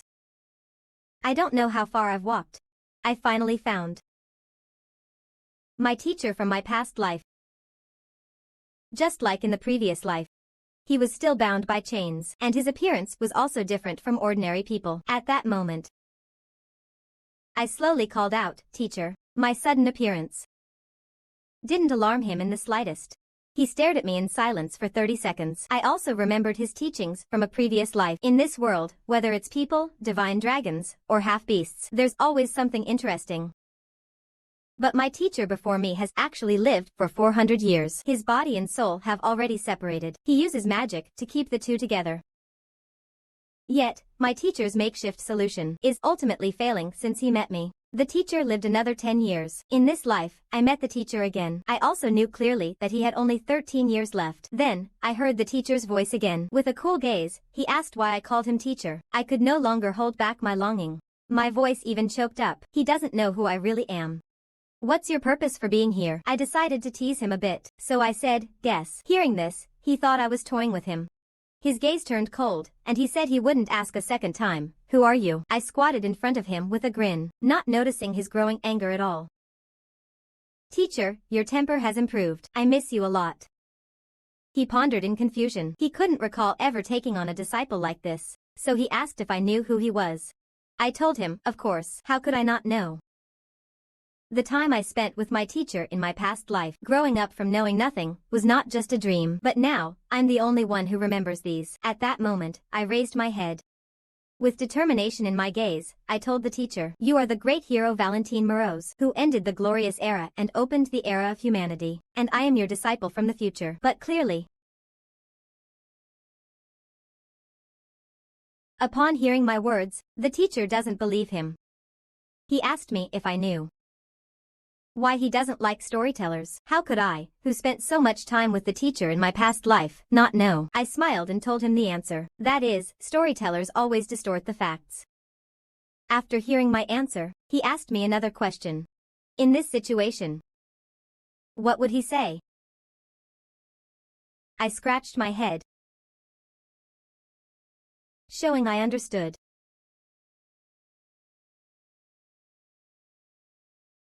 He'd definitely tell me to get lost. The teacher thinks I have a knack for seeing through people. Obviously, he still doesn't trust me. Seeing him like that really makes me sad too. Then I have no choice but to use this method to prove myself. I drew my sword and quickly aimed it at the teacher. With battle energy swirling around me, I beg your forgiveness, teacher. This so-called foolish Marquis son they mock actually learned the soul technique of the sword in just 10 seconds. Just to prove to my teacher that I'm his disciple from a past life, I decided to use my soul power to break the chains binding him. I prepared to make a move, but my teacher told me to wait, because if I destroyed the chains, this place would collapse. I replied that I was well aware of that, and that's exactly why. That's why we must destroy this place. As soon as I finished speaking, I rushed toward the teacher with my sword. The one who trapped the teacher here is the man everyone calls a hero, Teslon. He once promised the teacher he would return one day, but this despicable coward never came back. And so, 50 years passed. After waiting in anguish for decades, the teacher finally understood that she had been abandoned. But now I return, carrying the memories of my past life. I will never let the teacher be shackled again. I swung my sword toward the chains. The teacher was shocked by my strength. Could this inexplicable young man really pull it off? All I heard was a swoosh. I dashed past him, with the sound of chains shattering. The teacher couldn't believe it. The chain made of dragon bones was actually broken, just as the teacher was about to fall. My spirit-powered hand was ready to catch him. At the same time, I shouted, "Teacher, watch out." Then I held him in my arms and told him I was different from that guy Teslon. I don't go back on my word. I prove myself through actions. But the teacher has no time to be moved. He tells me the cave roof is about to fall. I tell him to hold on to me tightly. Now I'm taking him out of here. Watching each teardrop fall from his eyes, my gaze shows no panic, but is filled with determination. Then I slowly raise my sword. As I recite the sword incantation, a surge of fierce sword energy fills the entire blade. This is the strongest defensive move in my sword techniques. The steel-like aura from the sword's energy shields us from the rocks. At the same time, this is the sword mastery my teacher taught me. I also drove the sword forcefully into the ground, releasing the sword technique once again. In an instant, I leveled the entire cave. The teacher couldn't hold back any longer and asked who I really was. So young, how could I have the aura of a sword spirit? I hugged the teacher tightly and told him I was his disciple from the future. I had learned all of this long ago. Then, I smiled at him. For the next 13 years, let's travel the world together. Listen to me finish. The teacher cupped my face with both hands. This is a habitual gesture of the teacher. It's meant to confirm whether the other person is lying. At that moment, I was also completely exhausted. I collapsed on the ground. But the teacher still didn't dismiss their doubts. Sitting on me, they said that forcibly establishing a relationship with others is very rude. I no longer have the energy to explain it to him. I introduced myself to him again. My name is Jack. I was your disciple in a past life. Please look after me in this life as well. A silly girl, so clueless that even dogs would bark at her, actually went to the market without her lowly master. No idea why. My master hasn't spoken to me in 5 days. He only told me after I asked him. Originally, he thought I was a descendant of the Teslon family, but he realized he was mistaken, because it's impossible for someone so young to control soul power. After hearing my teacher's words, I understood he wanted me to tell him the answer myself, and if I couldn't answer, he would definitely beat me up like in my past life. I told my teacher. Even a genius at the level of a battle chi master has only a rare chance of using soul power. The teacher affirmed, that's correct. However, he noticed that my soul had accumulated a tremendous amount of killing intent. He could sense that despite my harmless appearance, my hands were stained with more blood than his. The teacher asked me if I had ever considered why such things would happen to someone like me. Only now do I realize that master has been pondering these things over the past few days. Then, scenes from my past life flashed through my mind, single-handedly wiping out an entire nation's million-strong army. But I still don't understand why I was reborn. I told the master it wasn't my desire to be reborn. Maybe someone gave me this chance. Perhaps that person has other intentions. But why think so much now? Live well in the present. If there really is a purpose, the mastermind will eventually come to find me. After all, for me right now, being with the teacher is the most important. The teacher looked speechless upon hearing this. He praised me for being so articulate, and he asked me what I planned to do next. I petted the big yellow dog. I said I needed to find someone willing to risk their life for me. After all, it's something I have to do, because of the fight with the family nights before, and the night 5 days ago when they took my mentor. The backlash from using soul power left me in agony. I even secretly drank 2 bottles of high-grade potion without telling my mentor. Even so, I still felt unwell for almost 5 days. Now my body is extremely weak, so I need trustworthy allies to protect me. Just as I was planning to take my teacher to buy a new sword, I bumped into a girl at a street corner, holding her head and apologizing. A girl in a hurry.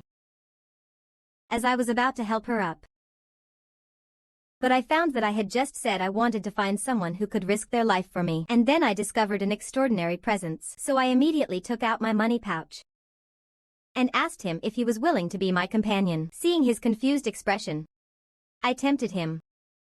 As long as he agrees, the money in this pouch can be his. He took the bag and felt it was at least 5 pounds. So he quickly said that he couldn't accept so much money. I smiled and asked him how much he thought was appropriate. After thinking for a long time, he told me that a silver coin would be fine. After I handed him the silver coin, he hurriedly gave me his flowers. Then he bowed to me and quickly ran away. I watched his figure fade away. I understand that this person is the gem I am looking for. The master has also noticed his extraordinary nature. He mentioned that he hasn't seen a vampire in a long time. The master asked me if I chose him as a companion because I knew his identity. I told the master that I did not know he was a vampire. I just recognized his potential. If properly nurtured, he may reach level 10 in the future. The master wondered how I didn't recognize his identity. He sighed and said there was still much he needed to teach me in the future. I told the teacher to live a long life, to stay by my side and guide me well. Thus, amidst our laughter and joy, the teacher gradually remembered the girl from earlier.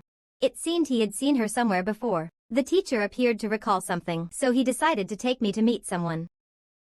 A foolish loser that everyone wants to step on. He's actually begging outside someone's window. Not long ago, the teacher told me that the vampire clan is the only race that can contend with the divine dragon. 10 years ago, the two clans waged war. The vampire clan only wanted to leave the beast forest, but in the end, it was the dragons who won the victory. The remaining vampires took advantage of the chaos to escape the monster forest. The child I bumped into earlier might be the vampire girl who escaped the forest, but I don't care about her identity. I told my master I had made up my mind to make her my first subordinate, but the master thought I was cruel for involving an innocent child in my plans, although I don't think that way. However, what the teacher said is not without reason. After all, 400 years ago, the teacher made a verbal agreement with all the kings of different races, led by the dragon clan, to refrain from invading each other. That is, all non-human races are not to interfere in human affairs. Since then, all races have relocated their habitats to the beast forest. But as time goes by, most of the Wang who participated in the agreement have passed away. After all, no matter how powerful a race is, it cannot conquer time. However, their descendants, even though they no longer have to honor the promise, cannot leave the forest. Because the Divine Dragon Clan, which has lived for over 2,000 years, must adhere to the agreement, so they continue to suppress other races. They prevent any other race from stepping out of the monster forest. The teacher's judgment is correct, but he should have wiped out the entire Dragon Clan from the very beginning. After I learned about this in my previous life, I completely exterminated the Dragon Clan. At this moment, I smiled at my teacher and held his hand, so he wouldn't blame himself. No matter what, I am still his disciple, and I will help him handle everything. The teacher said to do as I suggested. At the same time, he reminded me never to give him my acupoints. I don't understand what the teacher means by this. After all, he is still a child. Children need to eat nutritious food.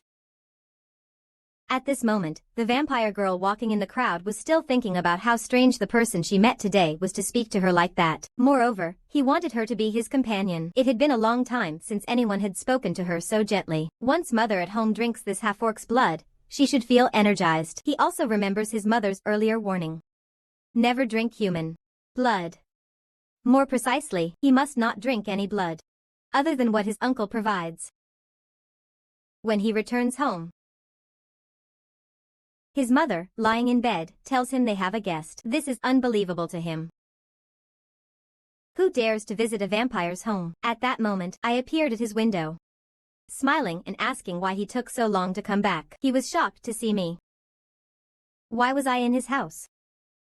At that moment, the teacher slowly said, "Sit up. Let me take a good look at your face." The person lying on the bed slowly sat up. She was a beautiful woman. After examining her face, the teacher said, "It's been a long time. But how did you end up like this?" The saint of the vampire clan, Vivian Lauren. Check. Get behind me like I'm 23. Good, before Mikey was on Nikes. You should bet on me. In the blink of an eye, a violent roar erupted in the distance. But everything happened too quickly. At this moment, Jiomei finally came to her senses. She saw Laoba nearly fainting. He anxiously shouted, "Brother Rongshan, you can't be in trouble." But at that moment, the big fool lost consciousness. The last thing he said was that this wasn't what he had imagined. When Tianyang saw the horrifying wound on Laoba's body, he already felt that something was wrong. He immediately picked up Laoba and asked Lao Yuqiao, "Morong, do you know where the nearest town is?" After getting a response, he immediately headed down the mountain. At that moment, Sigu had just picked up his luggage and was about to call Su Air to hurry up and leave. They were shocked to find that Ju Air was already confronting the many men in black behind them in the trees. Morong, who was the highest in martial arts here besides the youth, was even more frightened at this sight. He knew very well that Rongshan, who trained with the little monster, was already very strong. Even if he launched a sneak attack, it would be impossible to injure him to this extent. Therefore, all of this could only mean that each of these men in black was above him in martial arts. However, after Su-er made his move, he understood even more. He sighed softly and told his brothers he can handle things here on his own. Saving Lao Ba is the priority. These scoundrels won't spare a single one of them. Seeing the young one's determined expression, it's clear this group has no intention of letting them go. Tianyang clenches his teeth and once again decides to rely on Shuer's combat skills. The group, taking Rongshan, charges quickly down the mountain. The men in black saw the people fleeing and didn't delay further. They charged forward together, intending to deal with the kid blocking their way. Suddenly, the opponent slashed down with a sword and Shuer dodged to the side. Seeing his graceful moves, they looked up at him, but I heard a chilling question enter my ears. Who are you? Not going to say? Then die.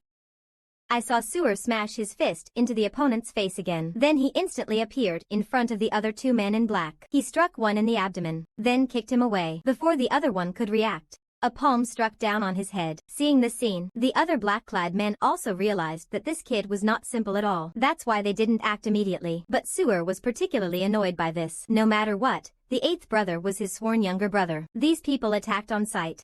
He had no intention of letting them have a good ending. Besides, I've already seen through their skills. They're just a bunch of nobodies. No matter how many come, they're all worthless. They're newly risen, law-abiding citizens, and also mountain bandit imposters, headed to Wannan City for the Lulan Assembly. They get caught up in a demonic sect revival that's been brewing for 20 years. Meanwhile, the rough and ready Rongshan plans to confess to the girl he likes along the way. But in an instant, he was nearly killed. This sudden turn of events secretly made Tianyang groan inwardly. He had no choice but to let Shuer hold off the fierce enemy once again, while he himself, with only basic bandaging, hurried down the mountain. He quickly made his way to the small town at the mountain's base. But after walking only a short distance, Morong suddenly felt something amiss. The scent of blood in the air was all too familiar to this seasoned veteran. Though he doesn't mind staying under others for long, he immediately signals to block the fire from advancing. Quietly, he climbs up to the treetops to investigate the source of the bloodshed. He realizes the injured and dead haven't been gone long. If those men in black have allies,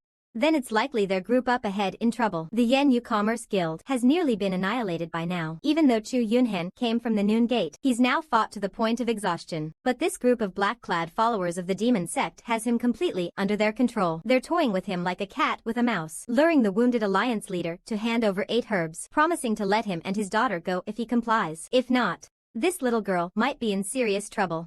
But in the face of such a deadlock, Chu Yunhan has become much clearer. For the entire Jianghu, the Zuzhong is a hope, and even if he hands it over, they won't let him leave.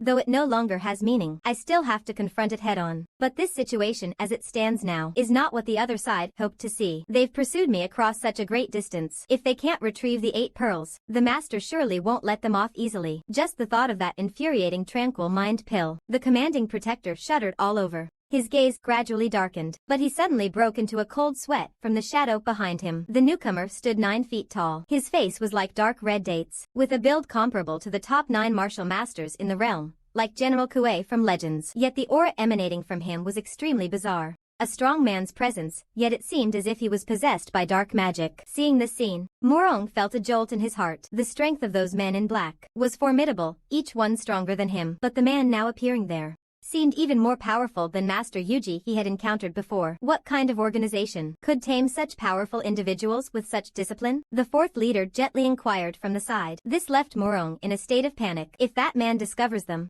he could probably wipe out their group of scum in an instant. In despair, he could only signal the 4th leader to peek and observe quietly. At this moment, the guards of the Merchant Guild also chose not to sit idly by. With a surge of anger, he seriously injured 2 cult members. They protected the president closely. They want to rescue the young lady. However, despite their momentum, they have yet to reach the enemy's mirror. Then they heard General Kuei let out a cold snort as he pulled out a very peculiar gunpowder barrel from behind. He casually threw it out. It exploded in mid-air, scattering purple-black fragments onto the ground. It magically transformed into pools of dark purple water. In just one encounter, this group of guards seemed to step into a void, being engulfed by the water. This water seemed to possess endless power, crawling up their bodies and faces. Not even a cry for help could escape. He was dragged down. All that remained was the ebony, resembling the gaping mouth of an abyss. Seeing this scene, the 4th brother and Morong felt as if they were witnessing a monster, utterly incredulous. But Morong had the broadest perspective. Such a bizarre occurrence was even more shocking to him. The blessings and fortunes inscribed on the nine-toothed giant's hand. At the moment the gunpowder was ignited, it seemed as if the power of the captives was infused into his unique inner strength. But how he managed to devour living people afterward remains unknown.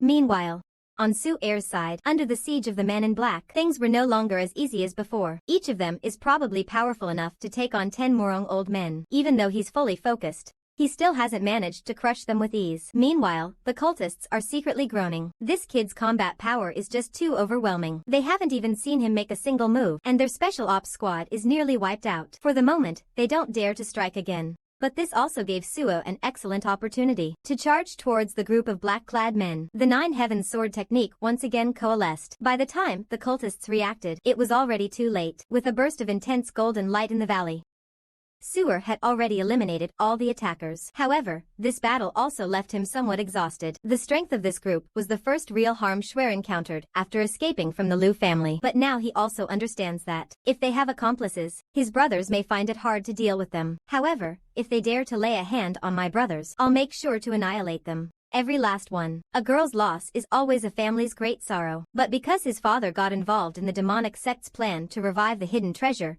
he brought disaster upon himself. He's now on the brink of humiliation. Though Rongshan has barely clung to life for now, if Jin Hai's wound isn't treated in time, he may not survive the night. But ahead, where the demonic sect and the merchant alliance meet, is one of the few paths through these mountains.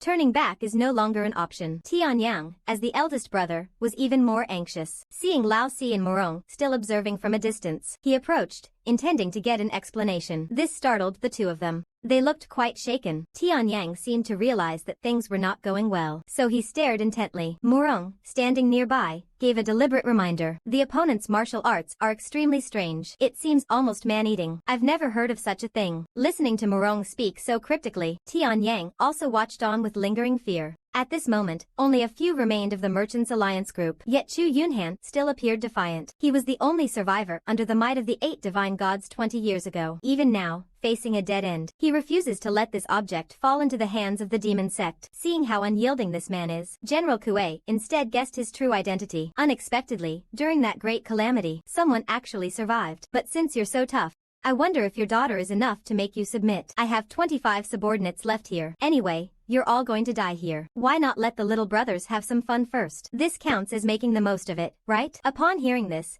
Chu Yuhan instantly lost his rationality. He shouted in rage that they were scum. They were beasts. Since he had already escaped with no way out, why not just kill himself? But General Kuei paid no attention. He ordered his men to enjoy it right in front of her father. The girl's jade-like softness made a group of cult followers blood boil. They rushed towards him eagerly, but suddenly they heard the old man's furious roar. You can hand over the 8 pillars, as long as they spare their daughter. Chu Yunhan was scared. His daughter being bullied was even more terrifying than killing him. He had no choice but to have the guard take out the iron box he had hidden away. He indicated that they could take the item if they let my daughter go. Indeed, Chu Yunhan had tried his best. He sacrificed nearly his entire family, yet in the end, he couldn't fulfill the mission to protect this so-called treasure. But as a father, even though he could no longer protect his daughter's life, he didn't want her to die with hatred. So, amidst the villain's ecstasy, he handed over the artifact capable of unleashing chaos in the martial world, hoping at least they'd give them a swift end. But General Kuei looked at the iron box and murmured softly. Suddenly, he revealed a strange expression. He laughed. You've hidden it well. If I had accidentally killed everyone just now, this thing would have been hard to find. After all this effort, it's to show you the consequences of troubling me. As he spoke, he glanced at the followers. Continue to talk. The little ones want to clean up after playing with toys. I must first return to report to the cult leader. Upon hearing this, the girl was already in despair. Chu Yunhan angrily cursed this group of beasts, but he understood nothing. There is no integrity to be had when dealing with these people who value life as mere grass. There is simply no trust. But the situation regarding my daughter's safety is urgent. This left him, who was powerless to resist, with a glimmer of hope. However, dreams are always fleeting. A group of black-clad cultists was growing increasingly impatient. General Kuei had not yet left when they began tearing at the desperate girl once more. No matter how much he cried out, it did nothing to slow the actions of these beasts even a little. In the face of danger, justice is ruthless and decisive. But then, they heard an unfamiliar man's angry shout from nearby. Everyone who heard this looked surprised. In a situation like this, someone would still stand up. If not an extraordinary master, then they must be tired of living. In fact, they were not wrong in their guesses. Not entirely. Although Din Yang's martial arts are not advanced, as the leader, he has worked the hardest privately to learn martial arts from Shuer. Now, he is already the top person under Shuer in the village. However, he is low-key and does not wish to create any competition. That's why he has kept a low profile. But even so, he knew that the people across from him were beyond his ability to challenge. Yet, seeing this scene, if he still chose to swallow his pride, he wouldn't have chosen the path of an outlaw in the first place. General Kue glanced at Pang Tianyang and immediately noticed that he barely had any energy left. Who would have thought a rat was hiding here all along? Just as the words fell, two black-clad followers of General Dong rushed toward Tianya. However, they clearly underestimated our leader. Tianyang raised his sword, striking one down immediately. Seeing this, the leader of the black-clad followers was visibly shocked. With a shout of command, three people charged at the man again. But suddenly, their path was blocked by an arrow. They looked up against the light. On the hillside stood another stunning girl. Behind them, the fourth one lamented that since the eldest brother had taken action, they couldn't just pretend not to see it. Turn around and arrange for the 10th sister to take care of Rongshan. No matter what happens, don't make a sound. Rongshan is still waiting for help. Yubai doesn't wait for the fourth sister to speak. She charges down with her brothers. Tianyang knows everyone's thoughts, but can only silently say sorry. Brothers, let's make a ruckus together. Wufeng season. It's not something that can be eradicated so easily. They were just ordinary people, common folk, but treated as dispensable by the world. They turned to banditry, and yet, such a small band of people held on to their passion and courage. Their leader, Tianyang, fought to prevent the cultists from defiling young girls, knowing it's impossible, yet still choosing to go alone. And each of the brothers looks filled with comfort and joy. Not a single person fears for life and death. Even the most perceptive, old Morong, chose to stand with the leader. However, they were not from a martial arts background, and were outnumbered, and the opponent is still that demonic sect that once overturned the entire martial world. Even the weakest of its members make them feel like they are walking on thin ice. One wrong move could lead to their doom. But Tianyang doesn't want to be the fool here. He drives his sword into the ground and slightly tilts his head to question Chu Yunhan. How on earth did he offend such a group of beasts? Dehumanization is ridiculously strong. Even a leader of a commercial alliance can end up in such a state. It's just too late to say anything. Third brother prefers swift blades against tough foes. Yet, in front of opponents whose strength and agility far exceed his own, he is momentarily overwhelmed by their brute force. Fourth brother is even more perceptive, facing this group of opponents head-on. The aura emanating from each person seems to be above the level when Morong first ascended the mountain. This thought just arose in his mind, and he was alarmed to find himself already drenched in sweat. What does this mean? He knows. With just this group of people, the entire righteous path of Hebei is likely in jeopardy. They said that it's easy to destroy them. Meanwhile, he realized that the older brother had previously defeated two of them with a single strike. This would have been shocking back in the Five Peaks village. But the demon cultists didn't give him time to be astonished. They surged forward, ready to take down this group of clowns, but a long sword blocked their advance. The man in black at the front looked up. It was the man who had just been chatting with Chu Yuhan in the back. Seeing him raise his fist toward himself, he found it quite ridiculous. He had thrown away his weapon,